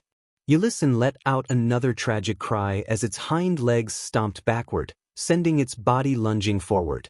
It stayed close to the ground as it rushed towards Anderson with a terrifying speed. The only thing in its eyes was this worm that had dealt significant amounts of damage to it. Schwing! The snow split apart as a deep and wide chasm opened up in the ground. It emanated all the way to where Anderson was as it continued extending.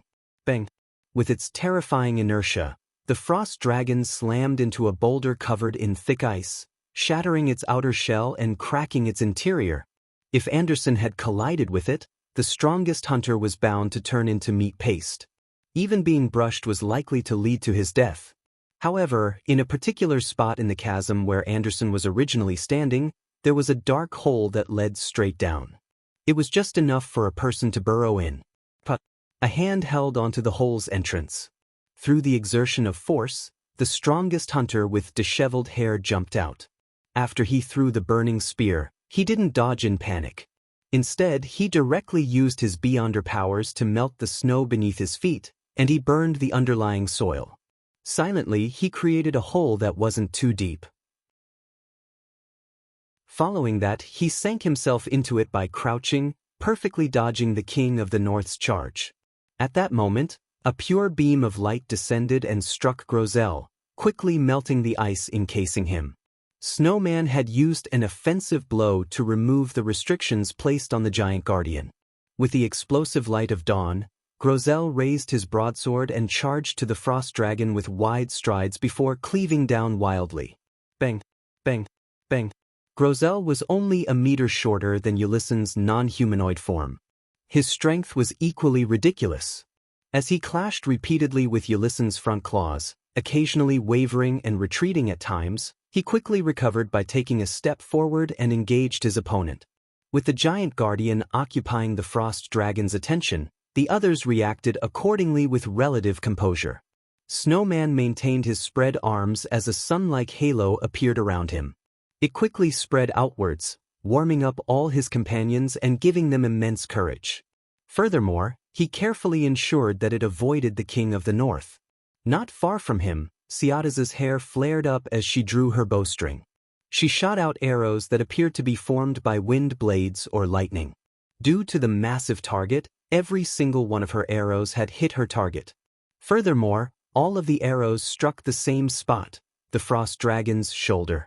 Mobit Zorost worked with Grosel, occasionally stealing the thoughts the King of the North had and was about to execute, making it pause briefly. At other times, he would attempt to steal its powers, but in the few times he didn't have any success. With the pitch-black sword, Anderson carefully circled to the frost dragon's flank and attempted to strike a particular spot. Disciplinary Paladin Frunzier brandished his iron-black sword, using prohibition and imprison to aid Grosel's brawl with the frost dragon. Without his restraints, even if the giant was a guardian, he would have long been sent flying, suffering from a fatal stomp or the spewing of breath. Klein looked at Edwina and raised his hand to point at himself. Invisibility! He didn't know if she had the ability to mimic this power. If it wasn't possible, he needed to consider using other methods. Edwina didn't ask why, as her light blue and limpid eyes immediately reflected Gehrman Sparrow's body, which lost its color and turned transparent. Following that, Klein's figure became faint and vanished. After confirming his condition, Klein quickly ran towards the intense clash between the giant and the dragon. With a roll, he arrived by the King of the North's left foot. Then, as he focused on dodging Ulysses' feet while it did battle, he emanated his spirituality to control the illusory black threads with the spirit body threads vision he had long activated. Right on the heels of that, he would roll or leap around, in search of space beneath or around the frost dragon. So. Silver lightning arrows and pure azure wind blades landed in a small region, shattering the armor plates of ice, tearing apart the resilient skin. Soon, the frost dragon's right shoulder was a swath of light blue. The corresponding claw's motions also appeared to slow down indiscernibly. Disciplinary paladin Frunzier acutely noticed this point.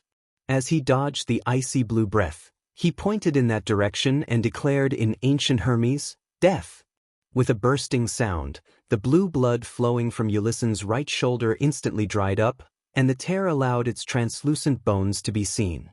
At that moment, Edwina used a palm-sized brass mirror and reflected parts of Ulyssen's body in it. She reached out her right hand and grabbed at the mirror's surface, pinching the reflection within. Then she forcefully pulled outwards. Ulyssen's wound instantly worsened. It kept spreading as though it was about to lose one of its front claws. It let out a tragic cry as it suddenly raised its body, standing on its hind legs. Light blue light that was almost white surged out of the dragon. In 100-meter range, the temperature plummeted, followed by a fearsome force. Suddenly, all the Beyonders were sealed in ice. Their bodies became extremely cold as they turned very stiff. They couldn't help but tremble. Ciadas, Mobit, Edwina, Klein, Grozel, Anderson, and Frunzier all shared similar symptoms. The only one who barely maintained his mobility was the ascetic, Snowman, thanks to withstanding the training of being frozen countless times. He maintained his spread arms, half-closed his eyes, and solemnly said, "God loves everyone." Sunlight tore through the wind and snow as the warmth began to melt the feeling of being frozen. Bang! Ulyssen sent Grozel flying with a claw, severely injuring the giant guardian by leaving a depression in his chest. It temporarily ignored the rest as it targeted Snowman, Blitz rushing him. Snowman has no one protecting him. It's about to move beyond a 5-meter radius.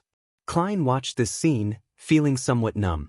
He had the urge of running into the cave to pray to himself before using the sea god scepter above the gray fog to respond. At that moment, a scarlet fireball appeared beside the ascetic before the frost dragon arrived. Then, it exploded without any reservations, sending him flying. It was from the strongest hunter, Anderson. At that moment, Edwina had produced a fireball in her hand and threw it at Ulyssen's back, but she failed to hit it. She was creating a passageway for Klein to phase over with the fire. She had learned from Danitz of this ability Gehrman's sparrow had. Chapter 701. Giants never retreat. Ulyssen arrived at Snowman's location, but he failed to hit anything. It slid past, leaving behind a deep chasm. Behind it, fireballs exploded afterward, producing bursts one after another. Klein's somewhat stiff figure flashed about thanks to the fire. The King of the North didn't manage to open up a gap from him as the 5 meters was maintained. By the time Ulyssen came to a stop, Klein, who was still invisible, suddenly sensed something amiss. A corresponding scene appeared in his mind. He lunged forward as he clung close to the ground and appeared underneath the frost dragon. Meanwhile, Ulyssen's thick and powerful tail had swung over, lashing it towards the nearby Ciadas and Mobit. With a loud crack, Mobit was sent flying as he dodged the frost dragon's tail. As for Ciadas, she failed to keep up. Although she had the aid of the gales to retreat and reduce the force, she had been struck in the side. The strike shattered the thick illusory scales that surfaced over her body while her ribs fractured. She was also thrown out, but thanks to the wind, she didn't fall too hard onto the snow. If it were Mobit or Anderson, this strike would have instantly killed them. Thankfully, the storm pathway had the corresponding illusory scales to protect her. Furthermore, every sequence advancement brought about corresponding improvements. Ciadas was only heavily injured, but she didn't lose consciousness. She didn't even completely lose her mobility. At that moment, Ulyssen's neck moved as it widened its mouth, spewing out a light blue beam of light. The beam of light swept past Snowman, freezing him into an ice sculpture. Edwina, Frunzier, and Anderson were blocked by the huge dragon's body. They couldn't help him in time with the use of their other Beyonder powers because of the distance. Bang! The frost dragon leaped up a little and turned around. When it hit the ground again, it left a slight tremor.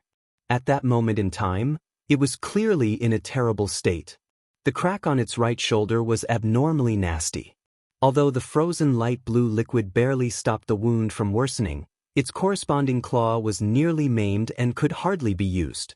Many of the illusory scales on its body had shattered and abnormally dimmed. It was as though they had lost large amounts of vitality. Regardless, it had severely injured and restrained 3 of its opponents. The situation was much better than before, especially with Grozel being seriously injured. It was no longer caught up in battle and could now attack as it wished. Upon seeing this scene, Edwina's light blue eyes turned black again. Sticky, vile thoughts slowly flowed. She suddenly clenched her right palm, causing Ulysses to raise its head in a roar.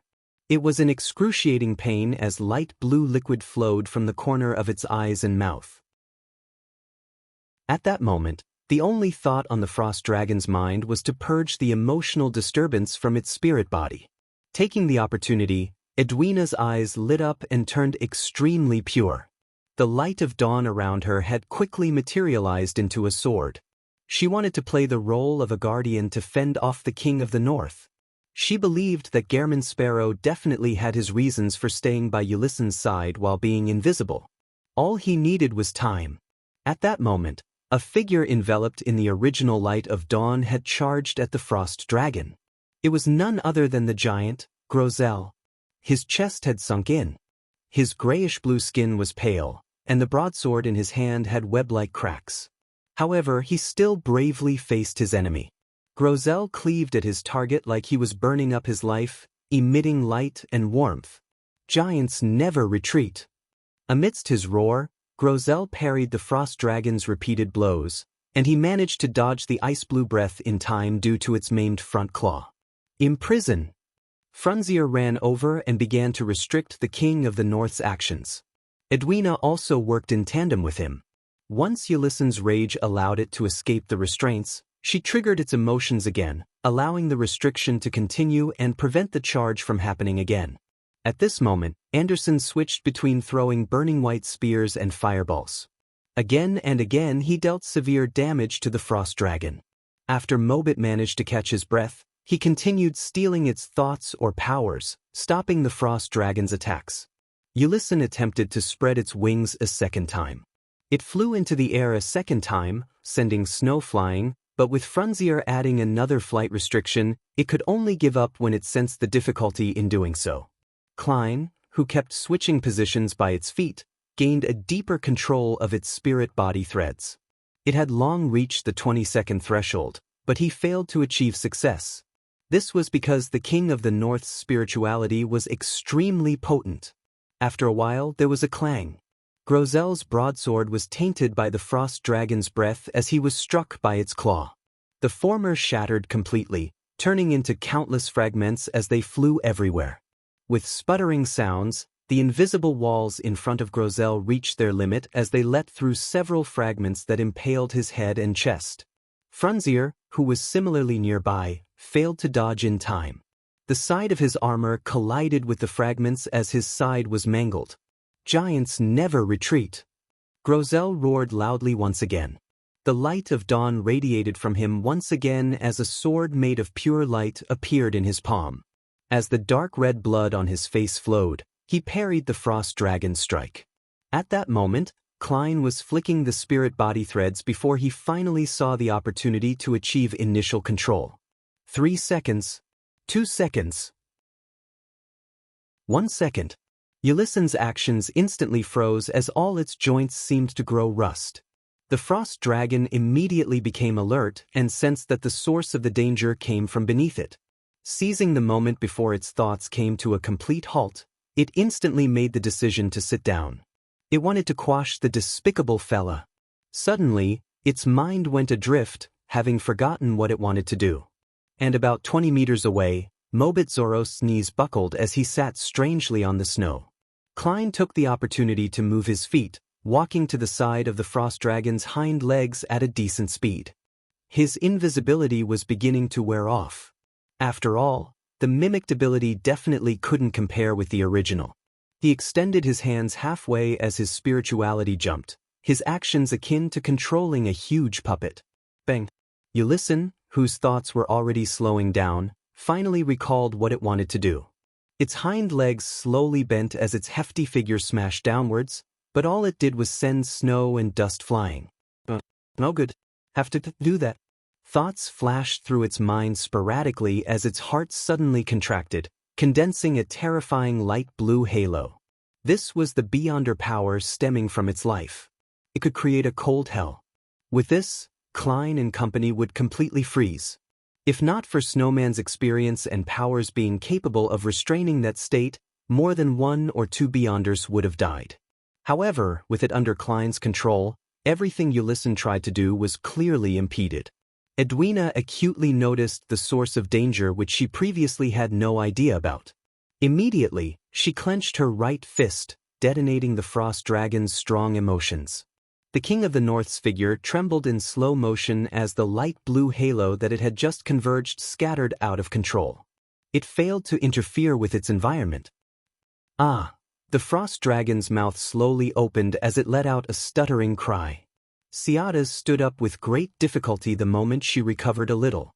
Upon seeing the situation, she immediately held back her pain and drew her bow. Her hair flared up again as heavy dark clouds appeared in midair once again. 2 different silver bolts of lightning added radiance to each other as they surged onto the bow, forming a terrifying arrow that swirled with a bolt of lightning. Ciadas's face twisted as she released the arrow. The silver bolt of lightning instantly penetrated Ulysses' chest with a whoosh, tearing open a ghastly wound. Flames spewed and lightning bolts sparked inside its wound, causing greater damage. At that moment, Anderson's eyes lit up. A blazing white flame enveloped his body as he transformed into a stream of light, accurately shooting straight for the wound. Pitch-black marks rapidly surfaced on the Frost Dragon's abdomen as though someone was scribbling over it. Ulysses' thoughts weren't as slow due to the intense stimulation. As it struggled to flap its wings, it soared up into the sky. Flying is prohibited here. Frunzier added more restrictions in a timely manner. Bang! King of the North fell to the ground again as its pitch-black marks on its abdomen tore open. Light blue blood and damaged organs spewed out like a waterfall. Anderson took the opportunity to jump away from the dragon's body. The flames over his body had extinguished as a transparent layer of ice covered him. Oh, it's really cold. He held Death Brachyodont as he stiffly jumped away. His body was constantly trembling. Klein, who had nearly allowed the Frost Dragon to escape his binding, achieved initial control again. He made Ulysses' thoughts of making everyone present die with it slow down as it suffered from theft and explosions. Its long neck slowly looked up as it let out a slow whimper as its body collapsed bit by bit. During this process, Klein didn't attempt to stop Ciadas and company's continued attacks. He knew very well that to turn the Frost Dragon into a marionette needed far more than 5 minutes. There were too many accidents that could happen in that span of time. Frunzier stood straight while panting. With the side of his body mangled, he pushed forward his swordless palm and declared in ancient Hermes, "Death!" Ulysses' body trembled as it collapsed to the ground like a small mountain made of ice. Light blue light that was nearly white was released from its body as its flesh and body quickly disintegrated. Soon, the gigantic dragon corpse turned into a snow-laden heavy door that swung outwards. Without anyone mentioning it, all the Beyonders present knew that it was a door leading to the outside world. Finally, success, Grosel laughed out loud as his voice grew softer. His nearly 4-meter-tall figure fell forward as he held himself up with a knee. Following that, the light of dawn around him scattered as his aura was almost immediately gone. Grosel! Ciadas and company went over with great difficulty or great speed. Grosel looked around him slowly, clenching his fist as he gave a good-natured laugh. We succeeded. Giants never retreat. His head with the single vertical eye drooped down when his voice came to a halt.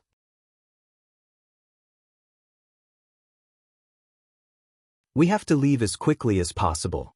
No one knows how long this door will remain open, the elvish songster said as she surveyed the surroundings. Her sorrow and pain left her rather quick-tempered. She looked down at the giant and added in a heavy voice, We can't let Grozel's soul dissipate in this illusory world. We have to bring him back to reality. All right, Mobit immediately agreed. Klein and company didn't object either. Edwina turned her head and shouted at the mountain cave of ice and snow. "Danitz, you can come out now." At that moment, Ciatas's eyes darted around as though she had recalled something. She turned her head and said to Klein, "Do you have a pen and paper?" "Yes." Klein took out the fountain pen and notes he brought around with him. This was a professional trait of being a seer. Ciatas received it and began scribbling on it. She didn't stop, even when Danitz ran out of the cave. Danitz kept silent. He was also in low spirits as well, lacking the joy and excitement he should have with the pending departure from this book world. Finally, Ciatas stopped writing and handed the paper and pen to Klein. "The formula you wanted. Aren't we completing the trade only after leaving?" Klein mumbled silently in puzzlement. He received the pen and the ocean songster potion formula. As though sensing his puzzlement, Ciatas turned her head and looked at Grozel. She said with a heavy voice, "We are now companions. So you can give me the potion formula directly?" Klein put the items away and nodded indiscernibly. "I'll give you the wine cup after we leave." Ciatas didn't respond. Instead, she nudged Mobit. "Bring Grozel along." Mobit looked down at his body, which wasn't too muscular, and his sharp, curvy leather boots. He gave a bitter smile of helplessness and walked to Grozel's thigh. Frunzier silently followed as he bent down to embrace the giant's left shoulder. Anderson looked around and sked. "All of you are injured or weak. Let me do it." He then lifted up Grozel's other shoulder. Klein was just about to help with the other thigh when Danitz rushed over to take the spot. Upon seeing this, he stopped in his tracks. He then watched Anderson and company lift Grozel as they walked towards the illusory snow-laden door. Klein, Edwina, Ciatas, who stumbled as she walked, and Snowman silently followed beside them before they arrived at the exit formed from Ulysson's corpse. At that moment, Klein surveyed the area and discovered that the light blue blood that flowed out from the King of the North had vanished. It was as though it had never existed. Indeed, it's a conjured monster that's almost real. Klein walked behind as he watched Edwina take a few steps forward as she bent her back, placing her palms on the door. Then, Vice Admiral Iceberg exerted her strength and pushed open the snow-laden door. Silently, everyone saw everything disappear after turning illusory, then transparent. Rows of brownish-yellow bookshelves quickly appeared before their eyes, along with the orange-yellow sun which had just set below the horizon and a desk with a fountain pen, ink bottle, and paper. This was Vice Admiral Iceberg Edwina's cabin. Klein quickly placed the middle of the table in his sights. Sitting on it was a book filled with yellowish-brown goatskin. The book flipped to the end as a result of a formless wind. Klein and company then saw the epilogue. With the help of the crazy adventurer and the strongest adventurer, Grozel fulfilled his promise. He led his teammates and slayed the King of the North, but he also ended up sleeping forever in the Nation of Frost. It didn't even give our ending. Ciatas, where do you plan on heading to next? Mobit released Grozel's thigh as he turned his head to ask the elvish songster. Ciatas's eyes seemed to glaze over for a few seconds before she firmly said, "Seek out my race." Just as she said that, she suddenly saw Mobit's flaxen-colored hair rapidly turn white. His originally smooth face had obvious wrinkles. In just a second, Mobit was dying of old age. Ciatas's heart tightened. Just as she was about to lunge forward, she was surprised to realize that she had lost the strength in her legs at some point in time. With a thud, she fell to the ground and realized that the back of her hands were covered in the aged spots of an elder. She instantly understood what was happening as tears immediately flowed down her face. She struggled as she attempted to crawl towards Mobit. Mobit had similarly slumped to the ground as he crawled towards her while extending his right palm. Ciatas reached out her right palm and grabbed the wrinkled and thin hand. They raised their heads with great difficulty as their pupils reflected one another. The corners of their mouths curled up simultaneously before loosening weakly. Their eyelids drooped down and blocked out the light. Klein, Edwina, Anderson, and Danitz failed to react in time to such changes. They had no idea what they could do as they helplessly watched Grozel's corpse rapidly rot as his flesh and blood evaporated, leaving his skeleton and Beyonder characteristic. As for Mobit, Ciadas, Snowman, and Frunzier, they aged in seconds before breathing their last breath and repeating whatever had happened to Grozel's corpse. Their clothes had either disappeared or turned to dust. Their souls dispersed at extraordinary speeds before they were gone. Even the one who lived inside the book for the shortest time had been there for 165 years. Edwina muttered softly as she turned her head to look at that bones which faced the sea and sun. It was none other than disciplinary paladin Frunzier. He was sitting on a chair looking west, where Backlund was. Snowman was seated cross-legged to the side. His corpse maintained the posture of praying. That's right. They've lived in the book world for centuries or millennia. With the rules of the outside world as non-demigods, they should have died long ago. I should have realized this. Why wasn't I wary of this point at all? Could it be? Klein suddenly recalled the psychological influence on Mobit, Grozel, and company as he began having an idea. He once again looked down at the book bound by goatskin. He believed that it had many, many more secrets. This fellow is rather interesting. He died just like that. Anderson looked at Mobit's corpse as he smirked. At that moment, all the Beyonder characteristics had slowly condensed. However, Frunzier didn't produce anything similar to that. Edwina observed for a moment before softly saying, "The potion he consumed was illusory, likewise for the strength he obtained. It's just like that frost dragon. It was likely conjured in the book world. It was almost real." Klein sighed silently. He was momentarily at a loss for words, so all he could do was maintain Gehrman Sparrow's silence. In the next 10 minutes, no one spoke in the captain's cabin of the Golden Dream until the 4 Beyonder characteristics took form. One of them was the size of a fist resembling a heart. It was covered with holes as it shimmered with the light of dawn. Another resembled a jellyfish. Its translucent exterior seemed to contain azure blue seawater, and inside it were vortices that were occasionally stirred by hurricanes or flashing silver lightning while emitting a faint, ethereal song. Another was a pure, bright crystal that exuded holiness. The last was a baby's palm with 5 thin, stretched-out fingers as it kept changing colors due to the environment. "Sigh, we can't just keep watching like this." Finally, Anderson broke the silence. "Let's split the Beyonder characteristics." Just as Edwina's light blue eyes were dyed with pangs of fire, the hunter shrugged and said with a wry smile, "I believe that they'll have wishes such as this, as we were companions who fought together." Chapter 703. Thank you. Present. Seeing Edwina's gaze warm up, Anderson curled the sides of his mouth and shook his head with a sigh. "You're always so inflexible. That's why you aren't able to become an artist your entire life." After sighing again, he looked at the corpse on the chair. "We can't keep watching. We have to do something. Doesn't Ciadas wish to find her race? Let's bury her near an elvish ruin in Sonia Island. Mobit looks like he wants to be with Ciadas. We should bury them in the same tomb. Doesn't Frunzier want to return to Backlund? Burn his remains to ashes, store the ashes in a box, and bring it to the city when possible. If time permits it, then someone can look for his descendants. As for Snowman, it's not known if he believes in the ancient sun god or the original creator.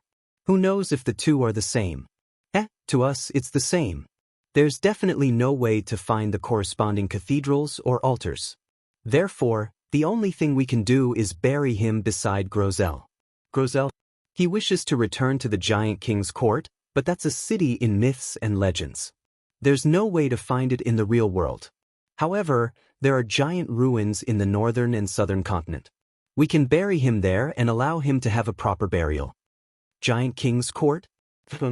Klein listened in silence as he deliberated for a few seconds. Leave the ashes of Grozel, Snowman, and Frunzier with me. He believed that in the time to come, the City of Silver would manage to reach the Giant King's court. When that happened, he could hand Grozel's and Snowman's ashes to Little Sun and allow him to bury the 2 ancient figures. As for Backlund, Klein needed to return to it, as it was the final destination of his travels. He could then bring back Frunzier, who had left his hometown for more than 165 years. Edwina added, "The golden dream often goes to Sonia Island. I'll handle Sonia Islands and Mobit's remains." "Alright, you'll be in charge of the cremation later." Anderson turned to look at Danitz as he chuckled and sighed. "Look, everyone plays a part in this. There's no need to feel inferior." He originally imagined that Danitz wouldn't understand his consoling and would glare at him angrily. To his surprise, this well-known pirate's expression turned heavy as he nodded in silence. Ahem. "As companions who face the King of the North together, let's each choose one. Treat it as though we're inheriting their legacy." Anderson gestured at the shimmering items on the floor. "Haha, these Beyonder characteristics definitely have remnants of their psyche. I wonder what kind of influence they will bring. Be it concocting it into a potion for consumption or getting an artisan to craft it into an item, there should be something special about them. The former can be digested with the acting method, but nothing can be done about the latter." From the looks of it, you don't know the acting method. Treat it as though I didn't say a thing." The last two lines were said to Danitz. Klein didn't have the mood to lampoon Anderson. He looked at the 4 Beyonder characteristics and said, "Give Ciatazes to me." This was the main ingredient of an ocean songster. Edwina thought for a moment before saying, "I'll take Snowman's." It corresponded to the Priest of Light, which Klein already had one of. Hence, he didn't choose it. Anderson glanced at the remaining 2 Beyonder characteristics as his gaze paused at the strange item that resembled a baby's palm. "I have to say that this guy is very interesting. Perhaps it can be made into a mystical item that can talk to me. That way, everyone wouldn't be too lonely." At that moment, the giant's heart didn't have an owner. Klein glanced at Danitz and indifferently said, "It's yours." "Mine? I didn't do anything. I didn't participate in the battle." Danitz was extremely surprised. Klein said simply, "You scouted and took on a risk." To Klein, this was a form of compensation. This was because Danitz had chanted the fool's honorific name and knew Gehrman Sparrow's secret. Therefore, he had to force the faith of the fool on him, otherwise, it would only leave latent risks. Although this was a risk which Danitz was willing to take, Klein still wished to compensate him. Of course, he hoped that Danitz would view it as a bestowment from the fool. And regardless of exchanging Grozel's Beyonder characteristic for money, using it to purchase the corresponding formula and ingredients, or making it into a defensive mystical item, all of them would be very useful for Danitz. "Take it," Edwina said as she looked at Danitz. "All right." Danitz nodded after a few seconds of silence. After distributing them, Klein took a few steps forward and bent his back to pick up Ciatazes' Beyonder characteristic. Looking at the azure-blue seawater sloshing inside the translucent membrane, he could vaguely hear the elf's beautiful singing. Just as he stood up, he saw Danitz nodding as though he was responding to a question. However, no one had spoken. Klein's gaze swept past Edwina's expressionless face and suspected if this mysticism magister was communicating with Danitz in a way others couldn't hear. Seeing Danitz give an affirmative answer, Edwina reached out to pick up Grozel's travels from the desk and closed it. She then handed it to Klein. "This is a token of my gratitude. Without me, all of you would have defeated the Frost Dragon." Klein didn't reach out his hand as he looked at the book comprised of yellowish-brown goatskin. "No, we definitely would have died. We had no way to defend against the King of the North's final frenzy. Besides, you were taking a huge risk entering the book." Edwina was like a teacher, explaining to him the reasons in a serious manner. "My only request is that you will tell me the answers if you figure out its origins and principles." Klein was very curious about the secrets hidden in Grozel's travels. He couldn't reject the offer as he reached out to take the magical book. "Okay." At this moment, the importance of the Giant King's court became more obvious. He even thought of buying the black iron key belonging to the giants and was worth £5,000 while he was at it. However, he didn't immediately make the request, to prevent Edwina from thinking that he was trying to fleece her. He prepared to wait a few more hours, or perhaps tomorrow, before borrowing the key from Vice Admiral Iceberg. He would head above the gray fog to divine its worth before offering to purchase it. Seeing Anderson and Danitz pick up their Beyonder characteristics, Edwina glanced at the darkening sky and said to Klein, "Where are you heading to next?" "Byam," Klein replied frankly. Edwina nodded.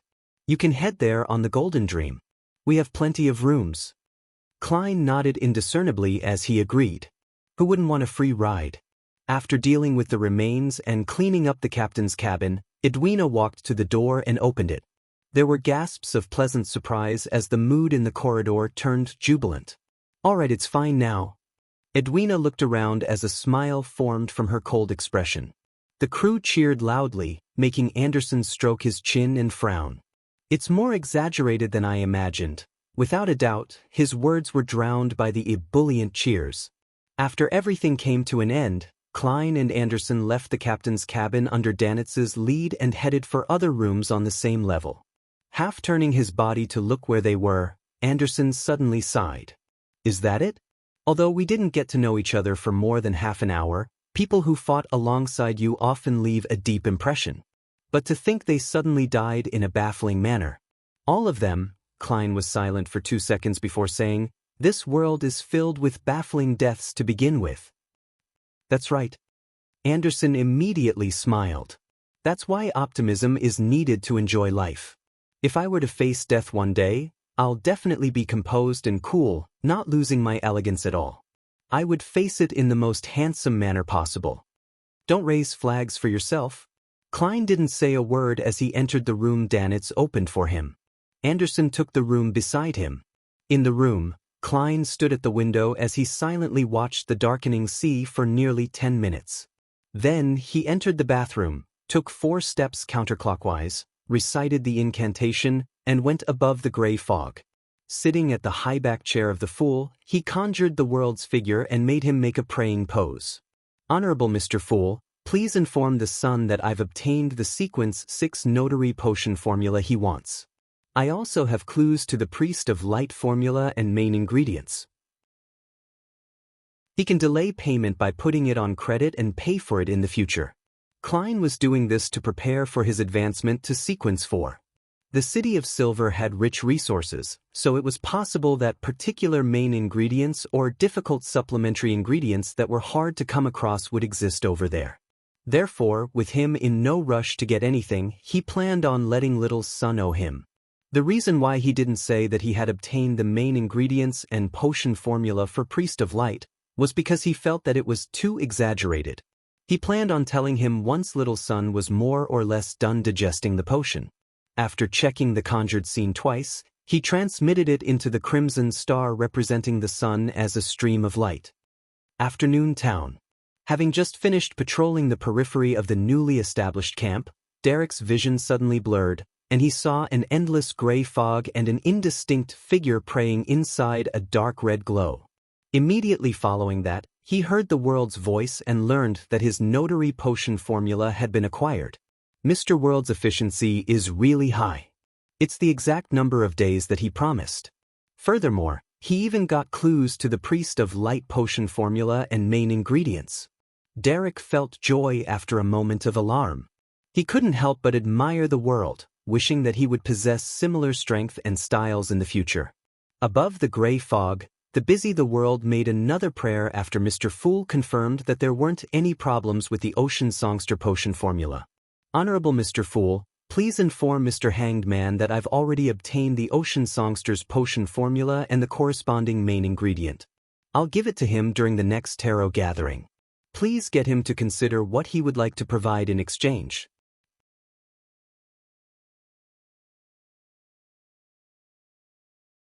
Chapter 704. Origins on the Undulating Sea, inside an ancient and dark sailboat. Alger Wilson stood in front of a window, considering the report he had to produce when he arrived at Pasu Island. It was at that moment when the endless gray fog and a figure lording over him appeared. He then saw a dark red glow and saw a blurry figure resembling the world. He then heard the figure's calm words. After hearing it, Alger's eyes widened. He found it difficult to suppress his joy as a strong sense of bewilderment and shock emerged within his heart. He remembered very clearly that the world had only promised the Sun to obtain the notary potion formula within 3 days at the last Tarot Club gathering. He hadn't mentioned anything related to the ocean songster potion formula, but in just days, this gentleman had obtained the rare sequence 5 formula and even its main ingredient. What did he do exactly? Alger muttered silently to himself as he couldn't help but recall Gairman Sparrow's cold and formidable appearance. He found the man more and more unfathomable. Is this the advantage of being a blessed?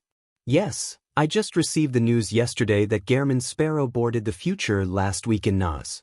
On the one hand, it proves that Admiral of Stars is indeed the Hermit, and on the other hand, it means that what the world did last week was extremely important. For example, entering those dangerous waters in the Eastern Front to obtain something. Therefore, he had no choice but to seek the Hermit's help. As such, he advanced and became a Sequence 5 powerhouse. This can explain how he obtained the Ocean Songster potion formula and its main ingredient in the span of a few days. But what did he do exactly? Don't tell me that he killed someone from the middle upper echelons of the church? Alger couldn't help but frown. He quickly calmed his heart as he focused on another matter.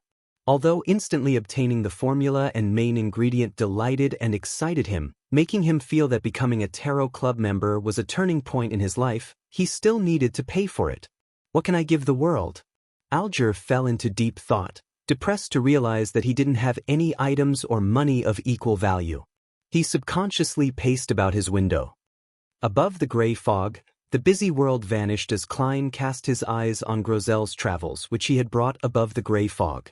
This book, comprised of yellowish-brown goatskin, was silently placed on the long bronze table. It didn't appear special in any way, appearing so ordinary that only history fans would notice it. Klein conjured a pen and paper as he cautiously wrote the first divination statement. This is the spectator pathway's uniqueness. He was most worried about this point, as it meant that he couldn't seal the book above the gray fog. It might bring about unexpected accidents, but carrying it with him made it possible for him to be sucked into the book at any time. That would be very problematic. He undid the spirit pendulum on his left wrist, composed himself, and attempted a divination.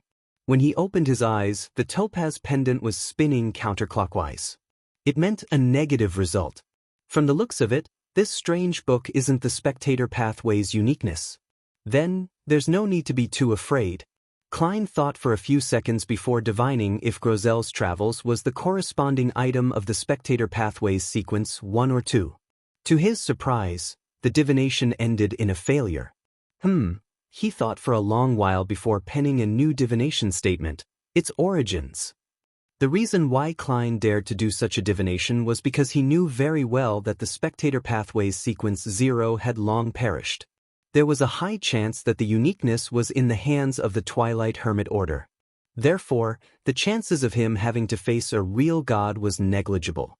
Putting down the pen and holding the paper and book, Klein leaned back into the chair and recited the divination statement as he entered a dream with cogitation. The gray, hazy world cracked open as the sky turned extremely dark. It was as though strong winds were stirring the dark clouds. In this dark environment, a sliver of light appeared first along the horizon as it grew bigger and clearer. It was a floating continent. It was a huge continent that could hold several cities. The continent's periphery was grayish-white in color. Huge boulders revealed their outlines, and above them, there were dozens of erect 100-meter-tall stone columns.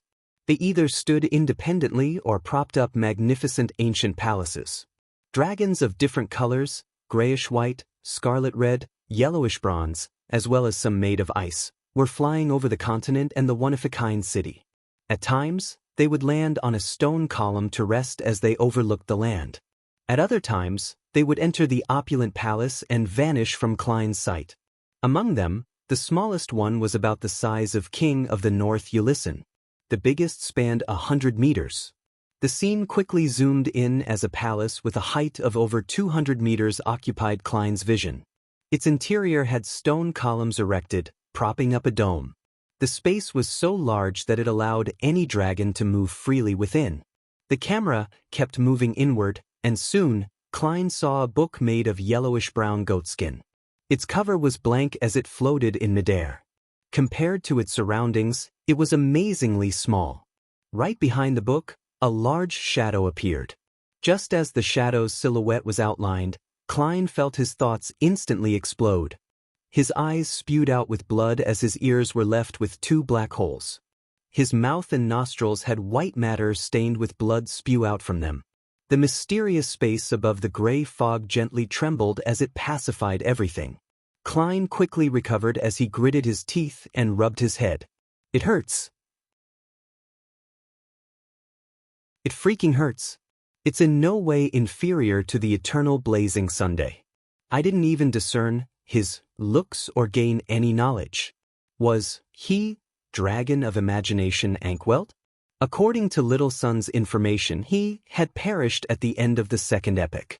After so many epochs, spanning 2 to 3 millennia, just prying into the mystery was enough to put me in such a sorry state.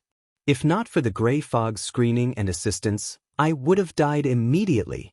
This mark is way too powerful, isn't it? There's no way of comparing them.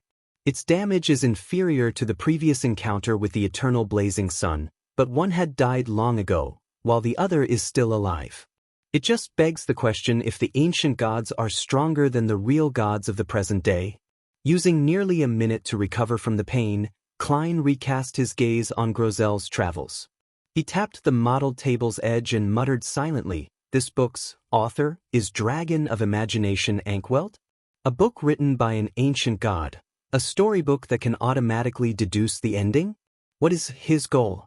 When this book was formed, the Dragon of Imagination likely hadn't encountered the ancient sun god and was fine. After all, it would take some time to go from the City of Miracles, Liveseed, to the Giant King's court. And before Grozel was swallowed by the book, the Giant King's court was clearly still in existence. Just a prank? A toy used to kill his boredom? Or could it be that the Dragon of Imagination had foreseen some of the future? He specially created this book to leave behind a chance for himself or the dragons to resurrect. However, he underestimated the ancient sun god's might, and he completely perished. It made the book unusable for millennia, so all it could do was naturally absorb characters into it to play out a story? Klein made some guesses, but he wasn't able to verify them. After some consideration, he thought of finding a chance to enter the book in search for clues. In the future, I can enter as a spirit body above the gray fog. Once I encounter any trouble, I'll immediately return. Yes, I'll make the attempt after I'm no longer with Edwina and Anderson. I have to be careful and cautious. Klein nodded as he divined if leaving Grozel's travels above the gray fog would bring undesirable changes to the mysterious space, but he was met with failure again. As for the reason, he actually knew why. This was a place that transcended the spirit world. Divining about matters involving this area naturally failed if attempts were made to obtain revelations from the spirit world. After deciding to frequently come above the gray fog to take a look so as to prevent any accidents, Klein threw Grozel's travels into the junk pile. He then waved his hand, summoning a golden wine cup that had been partially flattened. The cup had complicated patterns engraved on it, with the elvish phrases calamity and Kohainum. Apart from that, there wasn't anything special. With it in hand, Klein silently rubbed it for a few seconds. Knock knock knock. Klein politely knocked on the door to the captain's cabin. "Is there something?" Edwina, who had let down her hair, looked at Gehrman Sparrow and asked. Klein handed over the elf queen's golden wine cup. "Put this in Siadaz's tomb." "All right." Edwina fell silent for 2 seconds before nodding and receiving it. She habitually studied the engravings and symbols on the cup before withdrawing her gaze in embarrassment. She then looked out the window and said, "They'll be organizing a bonfire party. Will you be participating?" "No." Klein shook his head. "I understand. I don't plan on participating either. Not everyone is like Anderson, who can quickly raise his spirits," Edwina said with pursed lips. "Actually, it's not necessarily a bad thing." Klein was momentarily at a loss for a response. And apart from giving lessons, Edwina wasn't good at socializing. Immediately, the two of them fell silent. About 10 seconds later, Klein silently inhaled and broke the silence. "Are you selling that key that originates from the giants?" "Yes." Edwina thought about it before glancing at her collector's room. she added, I can lend it to you for studying. You can decide whether to buy it before leaving the ship. Chapter 705. Mythical Creature? You didn't even need me to mention it. I was still a little embarrassed to raise the subject. Klein secretly heaved a sigh of relief.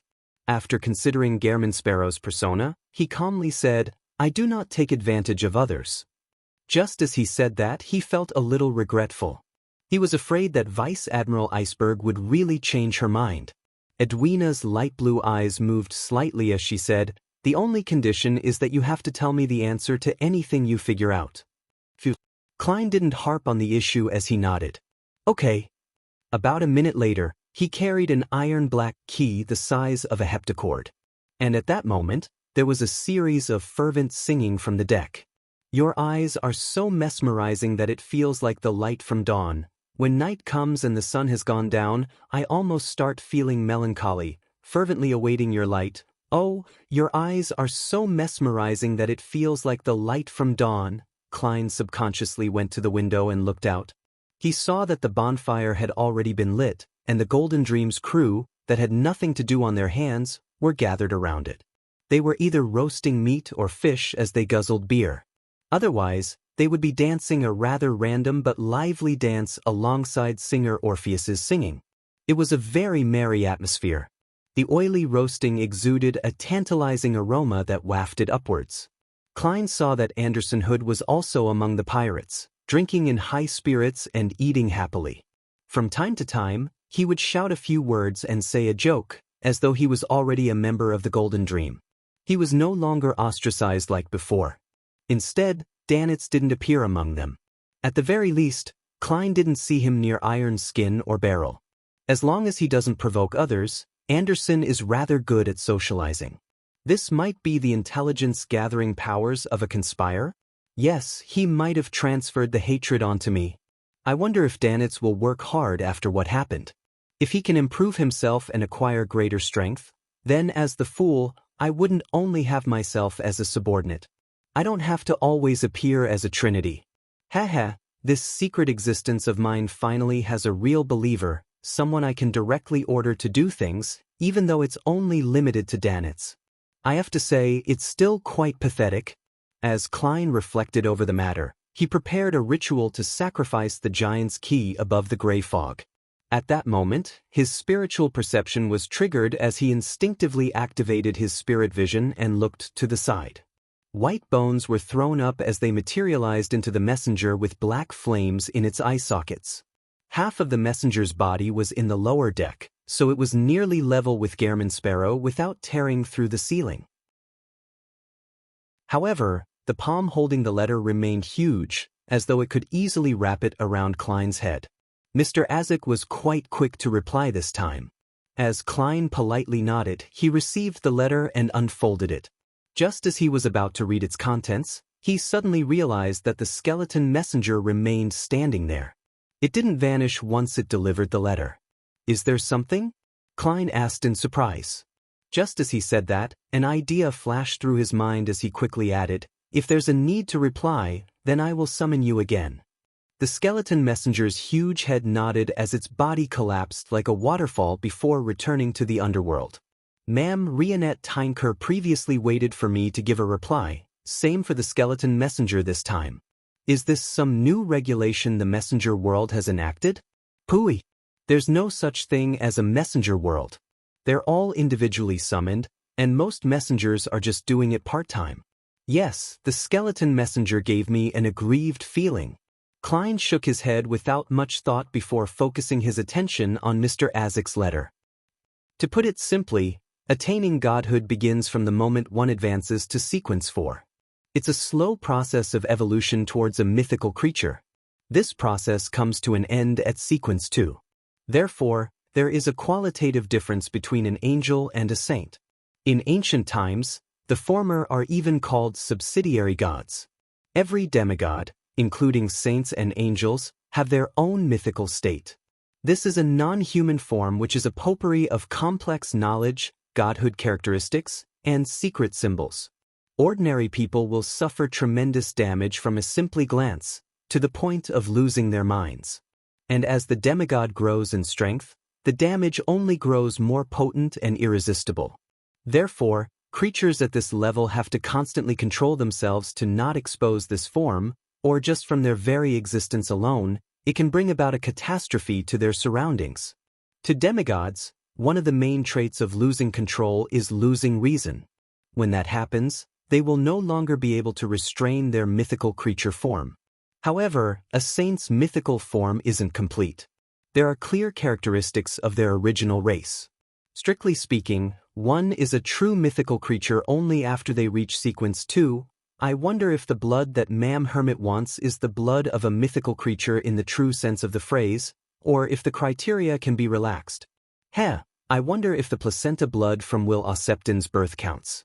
He is a sequence 1 snake of fate, an absolute mythical creature, just not in the correct form. I'll accumulate more matters before writing on the paper crane to ask him. Yes, there are only 2 more times, so I need to do it for serious matters. However, I'll be returning to Backlund soon. With this in mind, Klein silently calculated when Will Ossepton would be born. He didn't make an accurate recollection, but based on his impressions, Will Ossepton had been conceived last November, and it was currently only the middle of April. Therefore, he will be born in July? Perhaps earlier. Klein thought without great certainty. After all, he didn't have a girlfriend or wife in his previous life, much less having a child. He quickly threw those thoughts to the back of his mind and began setting up the ritual. He sacrificed the giant's key to himself. The reason why he didn't use his spirit body to carry it, it was simply because it was too heavy. Soon he arrived above the gray fog. He made the iron-black key fly onto the surface of the bronze table as he seriously inspected it a few times. After confirming that there wasn't anything abnormal about it, he conjured a pen and paper and wrote the divination statement, the place this key corresponds to. With the paper in hand and his arm around the key, Klein leaned back into his chair and fell asleep while chanting. This time, the gray, hazy world first presented a distorted translucent screen. As the scene zoomed in, he immediately appeared before a 10-meter-tall door. The door was mainly blue in color, and on its sides were various engraved symbols, labels, and patterns. They were stately and mysterious. The light of dusk shone over faintly, dyeing the door with a clear sense of decline. It was like the daylight was gone for the world, with only eternal darkness replacing it. Right on the heels of that, Klein noticed that the opening in the door's left side, at a height of 3 to 4 meters, there was a pitch-black socket which was equivalent to an adult's fist. The scene quickly shattered as Klein opened his eyes. A door similar to the black cloisters but of a different color. The light of dusk. My interpretation is that it represents a particular door of the giant king's court. Yes, the first distorted translucent screen should be the barrier between the forsaken land of the gods and the outside world. Therefore, without the gray mist eliminating interference, there's no way to see the scene via divination. Klein tapped on the edge of the mottled table as he made judgment. He had already decided to buy the giant's key. After going through the hassle of bringing £5,000 in cash back to the real world, Klein tidied the items on the table and held a thick stack of cash. He left his room once again and walked to the captain's cabin. As a desire apostle, Curtius's bounty is equivalent to a key and £1,000. Klein glanced at the cash in his hand as he knocked on Vice Admiral Iceberg's door again. With a creak, Edwina appeared by the door. When she saw him holding the cash, her brows twitched as she widened her eyes. She said with a brightened expression, "You have results?" Klein tersely acknowledged. "I already obtained results that it's likely related to the Giant King's court." The Giant King's court as spoken in myths. Edwina's eyes lit up as she asked. Klein gently nodded in affirmation. Edwina's lips quivered as though she wished to inquire further, but ultimately, she didn't say a word. She took the £5,000 in cash. She turned back to look at the rows of bookshelves in the captain's cabin and fell silent. She finally said to Klein seconds later, "If you're interested in these books, you can borrow them any time in the day. My only request is..." Klein secretly predicted what Vice Admiral Iceberg was about to say. My only request is that you can talk to me about history whenever you're free. Edwina paused before she added with her eyes appearing bright. Klein chuckled inwardly and said after some thought, "All right, but I will not answer every question."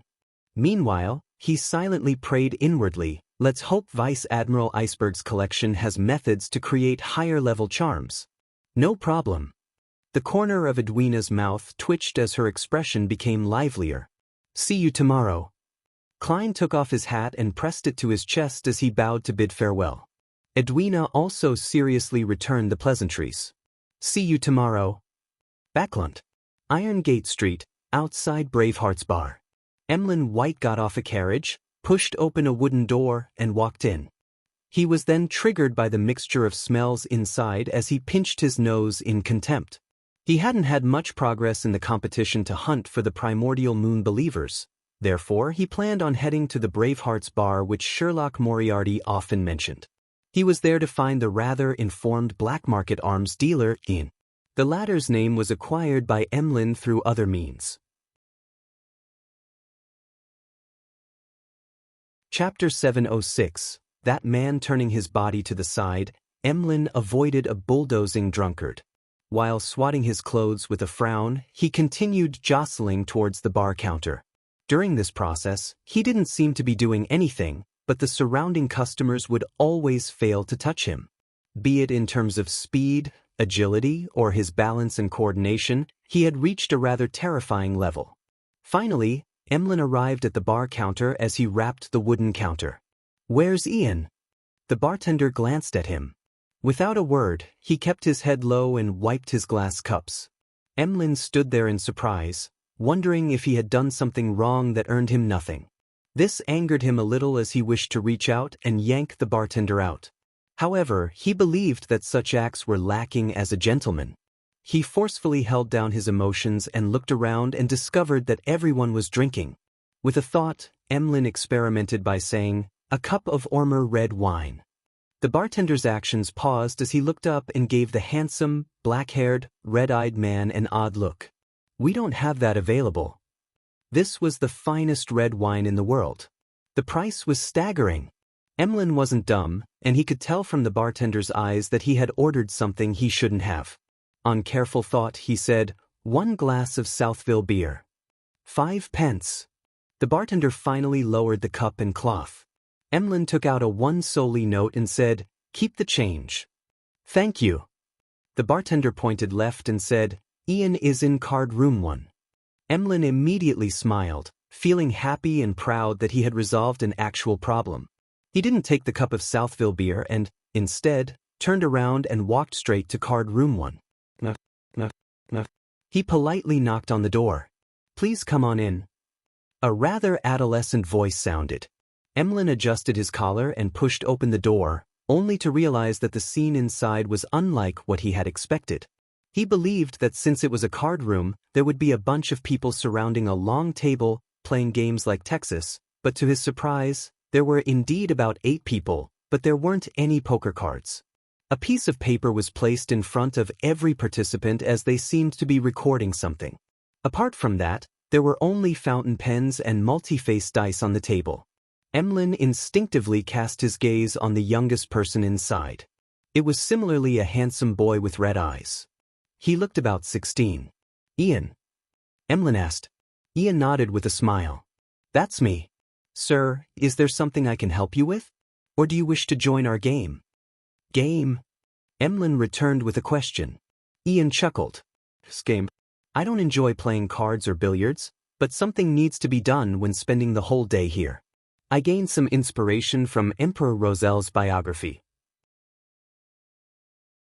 It's to organize a few people to sit down and attempt a tabletop adventure. In this game, as long as you abide by the rules, you can be anyone: a doctor, an adventurer who loves eating vegetables, a private detective who always carries a wrench and pipe, or an adventurer who enjoys radical ideas.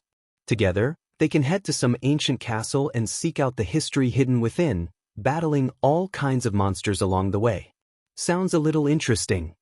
Emlyn had a feeling that this game suited him well. "Haha, do you want to join? We're currently embroiled in a ploy and are facing a powerful ancient vampire."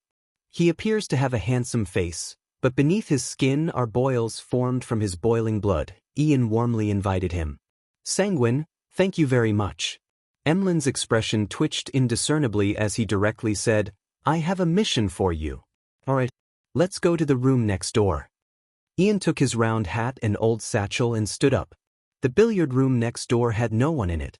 The boy closed the door with great familiarity as he surveyed the area before looking at Emlyn. Sir, I do not know you. Might I know who introduced you? Emlyn lifted his chin and smiled. Sherlock Moriarty. Just as he said that, he suddenly looked left and right as he raised his hand to pinch his nose. So it's Detective Moriarty. Ian heaved a sigh of relief without hiding it. I'm assured then. By the way, didn't he go on vacation to Desi Bay? When will he be back? Emlyn lowered his right hand as he said without a change in expression, He isn't back yet. I've been to his rented apartment. To be frank, a normal vacation should have ended by the end of January. It's already April. Could it be that something happened to him? Ian asked worriedly. Emlyn recalled the powers and mysteriousness which Sherlock Moriarty presented as he shook his head. Perhaps he's caught up in a complicated case. Ian didn't speak further as he asked, How may I address you? What mission do you have? You can call me Mr. White. Emlyn took out a piece of paper that resembled a bounty notice. Help me find these 5 people. Ian received it and carefully flipped through it for a while. £20 for an effective clue, £150 for an exact location. Is that acceptable? No problem. Emlyn felt that the price was just too cheap. Compared to this, the prices seen at the Tarot Club were way more exaggerated. Ian folded the piece of paper and said, Mr. White, how do I contact you if I have any clues? South of the bridge, Harvest Church. Emlyn had already thought of the answer. Upon hearing that, Ian gave him an odd look. You're a believer of Mother Earth? That's rare in Backland. I'm not. Emlyn firmly shook his head. I'm only doing volunteer work over there. Without waiting for Ian to speak, he asked, How did you inherit those red eyes? This was something he had wished to ask when he first saw Ian. This was because red eyes were a trademark characteristic of Sanguine in ancient times. However, there was a long period of time when humans and Sanguine copulated in the 4th epoch. They were all residents of an empire, hence, with the widespread fellowship, many descendants were produced. There was an increasing number of red-eyed mixed bloods as they passed down their genes, becoming an uncommon eye color for humans. To put it simply, every red-eyed human had a Sanguine ancestor. Ian replied in surprise, My father. I've no idea how much further up the family tree, as I was a vagabond. From the looks of it, he isn't connected to the Sanguine. Emlyn handed over a £20 deposit, feeling somewhat disappointed before turning to leave the billiard room. After he left, Ian didn't immediately return to the card room. Instead, he closed the door and said into the air, Detective Moriarty hasn't returned to Backland. I'm a little worried about him. A figure suddenly appeared in the billiard room. She had a pale face with exquisite features while wearing a black bonnet. Dressed in a black Gothic regal dress, she was none other than Wraith Sharon. He's doing fine, Sharon replied without any perturbation in her tone. Her figure dematerialized before vanishing. You always says the same thing. Don't tell me that you've always been in contact with Detective Moriarty? Ian mumbled softly as he picked up a newspaper in the corner of the billiard room. Placed on it was the Tussock Times, and beneath it was News at Sea. The latter was mainly used to report the situations of the different colonies of the Lone Kingdom and matters at sea, but due to technological restrictions, the news at sea that reached Backland was severely outdated. It wasn't of much use to people who needed it, so subscription numbers were low, and the business was floundering. Later, with a suggestion from a new chief editor, the newspaper's style changed. It had more rumors out at sea, as well as all sorts of strange matters revolving pirates and adventurers. It appeared more like stories rather than actual news reports. To people's surprise, this change in style was welcomed. As it involved ghosts, specters, sea monsters, and treasures, it became the semi-literate people's prime choice to flaunt their knowledge to the illiterate at the various bars. After all, although the stories seemed fake, they were sufficiently interesting. Ian casually flipped through the newspapers without finding any content of interest. He only had a deep impression on one of the reports in News at Sea. According to our correspondent, on the night of the March 25th, the King of Immortality fleet attacked a ship heading from East Balam to Fasak and plundered all its goods and money. And living up to his title, Slaughterer Curtius finished a bloody massacre. These pirates are really preposterous. Ian shook his head and lowered the newspapers. He returned to the card room and continued his game.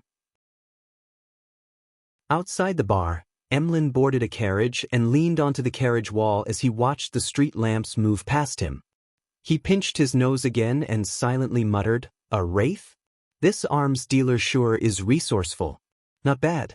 Emlyn closed his eyes as he felt more hopeful about his entrusted mission. The sunlight shone in from outside, dyeing the captain's cabin golden. Edwina sat on a chair with a book in hand as she looked opposite her. "So, you also believe that the Solomon, Trunsoist, and Tudor empires all coexisted? This is a necessary condition for the War of the Four Emperors," Klein simply replied. He held a book titled Book of the Three Worlds. It originated from a life school of thought member before it landed in Vice Admiral Iceberg's hands. It described the material world, the spirit world, and the world beyond rationality. It included some information on charms, with rather profound parts. Klein was seriously reading information on this in a bid to better use the Sea God Scepter and the Worm of Time. Klein had actually discovered that the books collected by Vice Admiral Iceberg were various ancient texts that were rather unsystematic. This was quite different from the characteristics of the Church of the God of Knowledge and Wisdom which backed her. Therefore, he guessed that the internal, orthodox, systematic mysticism knowledge of the Church was not public. Edwina was just about to ask again when she suddenly realized the Golden Dream's cruising speed gradually drop. She looked out the window and after a few looks, said crisply, "We've arrived in Byam." Chapter 707. Dannett's request. We've reached Byam? Klein stood up upon hearing that and looked out. He saw the familiar Resistance's private harbor. He didn't show his surprise as he commented calmly, "Faster than I expected." It was 3 hours faster than he had expected. "It's faster than I expected as well." Edwina looked away and agreed with Gehrman Sparrow. "However, these are all unimportant details."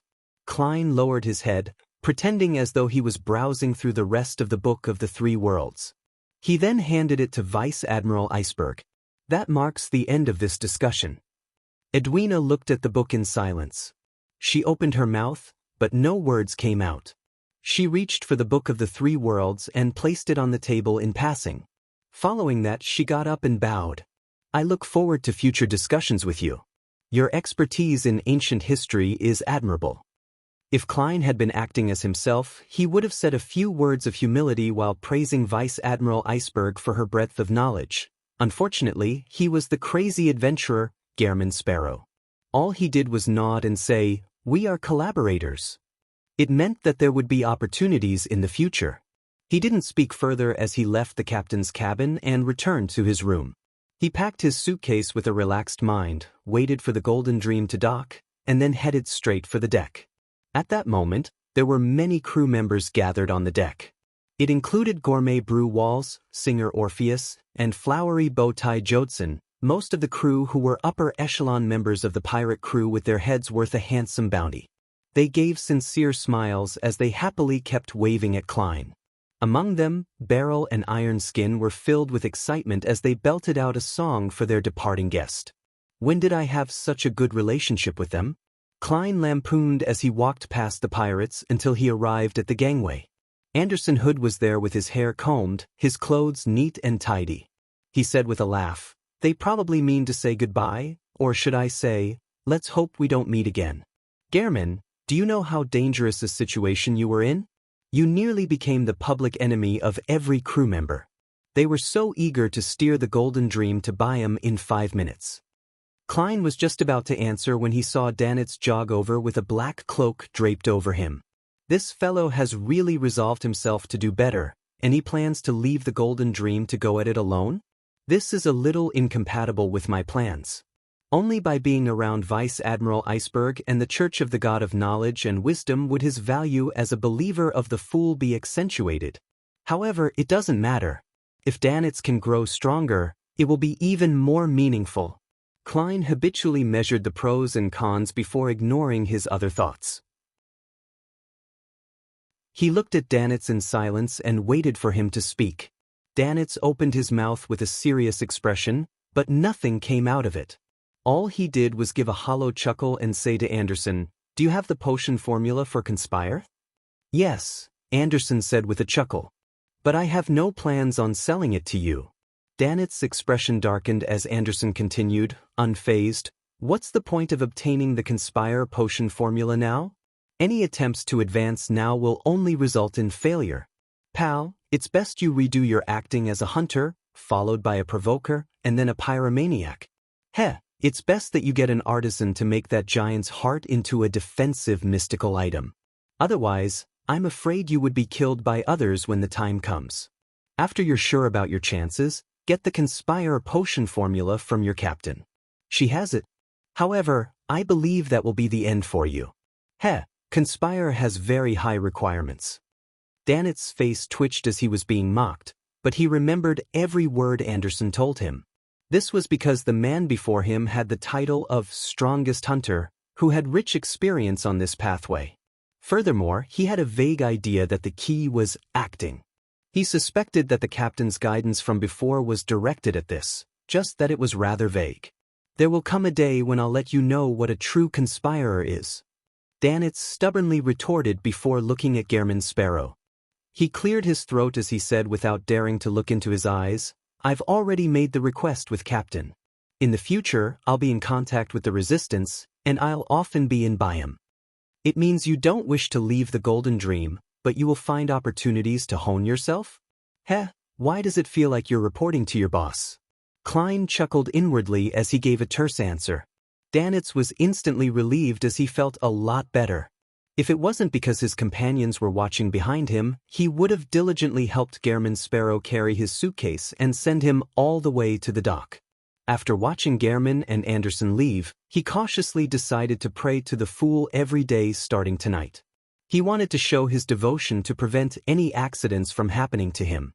Inside the Resistance's private harbor, Anderson watched as Gehrman Sparrow circled into another newly built road before walking out of the woods via the shortest distance.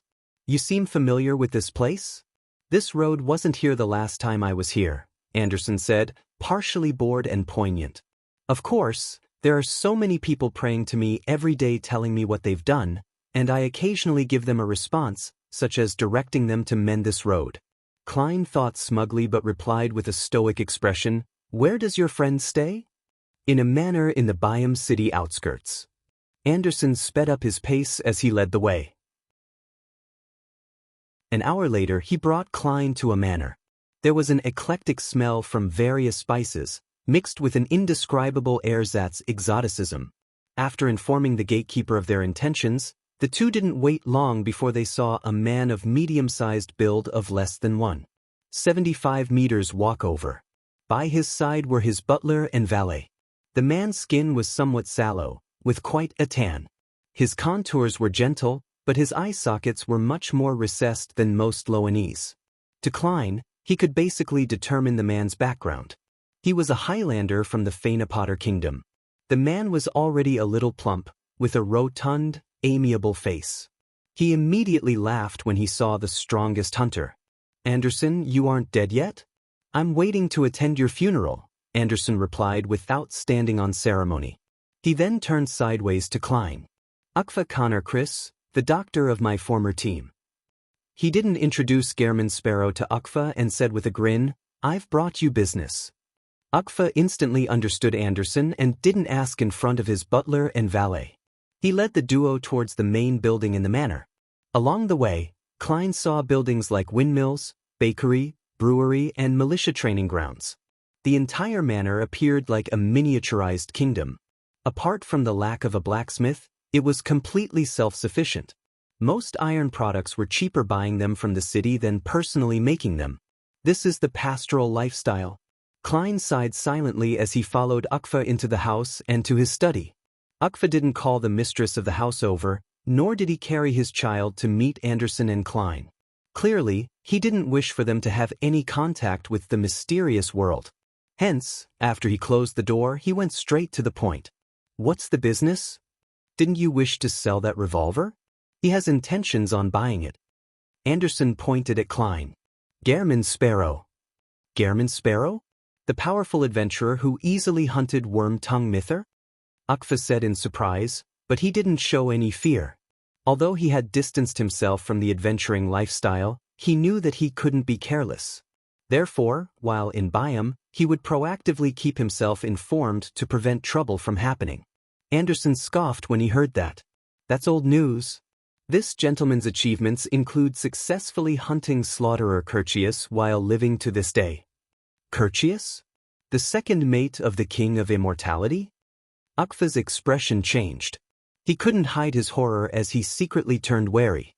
"That's right," Anderson said with a self-deprecating smile. "In the pirates' playground, he's the one who's recognized as the strongest hunter." Ukfa gulped as he looked at Klein. He couldn't help but smile and say, "I believe you have the ability to buy Death Knell." "Death Knell?" Klein asked with piqued interest, but he didn't show it. "That's the name of the revolver. It has accompanied me for a decade. Sigh, if it's not because it overlaps in functionality with one of my other mystical items, and isn't of much use for me at present, I wouldn't be willing to sell it," Ukfa replied with a sigh. At that moment, Anderson scared with laughter. "That wasn't what you said before. You said you preferred farming tools." "Planter." Klein made the corresponding judgment based on Anderson's words and Ukfa's expression. Meanwhile, the corresponding potion names flashed through his mind. Sequence 9 Planter, Sequence 8 Doctor with the ancient name Healing Pastor, and Sequence 7 Harvest Priest. It's no wonder Anderson introduced him as his former team's doctor. Klein thought for a moment and said, "Do you know Frank Lee?" "Ah, no. Although I'm from Fainapotter, my formula and ingredients were obtained by myself, one at a time. I had nothing to do with the Church of Mother Earth. Therefore, I wouldn't dare to return to Fainapotter. However, I've heard of Frank Lee. He's someone who gives the church quite a headache," Ukfa replied frankly. "He's only a Sequence 6 biologist, but he's given such importance by the church. I really do wish to meet him if there's a chance." "No, you won't. You will regret having that thought." Klein could tell from Ukfa's answer that he believed in Mother Earth and was likely a powerful Sequence 5 Beyonder. By his side, Anderson's face twitched when he heard Ukfa. He said with lingering fear, "That guy does give one a headache. In a certain sense, you can call him a devil. His powers and thoughts have exceeded the level of a Sequence 6. All right, let's not talk about him. Whenever his name pops up, I still remember the milk that was jettisoned." Ukfa looked at the duo in puzzlement as he restrained his looks of curiosity. He walked to the table's side, opened a drawer, and pulled out an iron-black revolver that looked a little longer than an ordinary revolver. "This is Death Knell," Ukfa introduced it solemnly. Chapter 708, Revolver Worth 9,000 Pounds Death Knell? Striking the enemy's death knell with every shot? I like this name. Klein controlled his facial expressions as he went forward without any anticipation or excitement on his face. He reached out to receive the iron-black revolver with a slightly long barrel. He was originally very worried that Ukfa would raise the price if he showed any strong desires for it. This was common in any transaction, but on second thought, with Gehrman Sparrow's reputation, and with Anderson, the strongest hunter of the Fog Sea, as a witness, it was unlikely that Ukfa Connor Chris would offend him despite possibly being a Sequence 5 Beyonder. After all, he had quite the adventuring circles and had hoped to lead a quiet and settled life. He definitely had reservations that the crazy adventurer might sneak into the manor in the middle of the night despite not flaring up in front of him. Therefore, his attempts to maintain his calm and composed attitude became one of simply maintaining his persona. Realizing that Gehrman Sparrow was seriously inspecting and studying Death Knell, Ukfa gave a detailed introduction. Its powers are rather uniform: to reap the lives of others. There are 3 methods. First is weakness attack. There's no need to meet any conditions. Just directly inject your spirituality and pull the trigger. It will allow you to discover the target's weaknesses from a mysticism angle. In other words, it would be the aspects where defenses are weaker, and it will provide you with the corresponding accuracy, thus resulting in extraordinarily terrifying damage. The second is lethal attack. You have to cock the hammer before shooting. Its distinguishing feature is that wherever you hit the target, it will be equivalent to an attack on their weak spot. And if you really do strike the true weak spot, it will be capable of dealing a lethal blow to an enemy without overly strong defenses. To targets who are good at defending, 3 shots would be able to resolve the matter. This includes Guardian. Of course, that is under the premise that the 3 lethal blows aren't spread too far apart. It's best not to exceed 5 seconds. The third is slaughtering. On the foundation of a weakness attack, providing more than twice the spirituality on top of that will imbue ordinary bullets with grapeshot effects. Simultaneously, when aimed at a group of enemies, it will result in area of effect damage. To increase the damage, it will need to meet the conditions for lethal attack, as well as provide more than thrice the spirituality. This drain will be quite a burden on the user. It can also be combined with bullets with different characteristics, allowing you to target different kinds of enemies. This sounds like it corresponds to a Sequence 5 Reaper of the Hunter pathway. Klein glanced at Anderson and asked, seemingly in thought, if the target's physical condition reaches that of a Sequence 4 dragon, how many strikes of lethal attack will kill it? Ukfa was taken aback as he shook his head in a daze. I've never met a dragon before. Much less a dragon whose physical condition has reached that of a demigod. Does Gehrman Sparrow plan on using this gun to slay dragons? And a demigod dragon at that? Isn't that way too crazy? Ukfa suddenly felt that the adventurers these days were completely different from the ones he met back when he was active. He didn't even consider the possibility of death. Anderson coughed before clearing his throat. That will depend on your luck. For real, trust me, luck is extremely important. If you encounter a dragon that has been beaten to a state close to death, then 1 shot would be sufficient. Otherwise, I suggest you to run. Yes, it's more important to stay alive. Of course, if the demigod dragon doesn't defend and stays there for you hit it, 5 shots of lethal attacks should be enough to kill it. Ukfa looked at Anderson before looking at Gehrman Sparrow. He decided not to pursue the topic as he changed topics. Anderson has told you about the negative effects of Death Knell, right? You will receive a weakness that originally didn't exist, or it will enhance an already existing weakness, making it become more extreme. This effect will be maintained for 6 hours. There was once a time when I became extremely afraid of cats. There was one when I had just hunted a famous pirate, but I ended up going limp in the legs in front of a newborn kitten. I knelt before it, wailing and crying for it to spare me. If you carry it around, the problems aren't great. It will only make you easily thirsty. Just drinking more water and heading to the washroom more often would solve the problem. Why does it feel like the negative effects of an additional weakness will bring me more trouble? However, it is something acceptable. Klein deliberated and said, name your price. 9,000 pounds. Anderson should have mentioned it. That's my bottom line. Ukfa looked at Death Knell in Gehrman Sparrow's hands and said, this is already cheap enough. If it wasn't because I was worried that getting to know more Beyonders would affect my present life, I would have actively promoted it. I'm sure I can sell it for 12,000 pounds. Indeed, a mystical item at this level can be sold for sky-high prices if the negative effects aren't too serious when meeting a suitable buyer. Normally speaking, 10,000 to 12,000 pounds is a reasonable price. Although Klein had the intention of bargaining, the price was already low enough that he felt embarrassed to try and take advantage of him. With a terse acknowledgement, he said, I'll give it a run. I'll complete the deal if there aren't any problems. Of course, he didn't really try the gun, as it would give him a weakness for nothing. His method for inspection was to use his spirituality to probe the gun, along with testing for the credibility of Ukfa's words via divination. He did it rather openly, without minding Ukfa's and Anderson's gazes. I'll make confirmation later above the gray fog. However, Ukfa likely doesn't dare to lie to me. He's definitely afraid of a crazy adventurer seeking revenge on him. After all, he has already obtained a settled and quiet life. He has a wife and children. Klein placed death knell on the table, lifted his suitcase, and took out £9,000 from it. The money had been removed from above the grey fog to air it ahead of time. After Ukfa received the money, he did a quick count and confirmed the authenticity of the money. As expected of a recently famous adventurer. Few people can produce £9,000 in cash at once. Even a tycoon doesn't have that much liquidity, he said poignantly as he put away the stacks of cash. I even spent £5,000 to buy a key not long ago. Klein felt his heart suddenly turn empty as he saw the £9,000 enter Ukfa's drawer.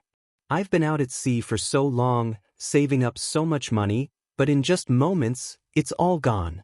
Now, I'm left with £2,683 and 6 gold coins. I can't even afford a relatively decent manor. Klein sighed as he took out the ordinary revolver from his underarm holster, removed the bullets inside, and stuffed them into death knell. After Anderson watched the entire transaction, he said with a TSK, Ukfa, you've changed. In the past, you would have checked the authenticity of each note.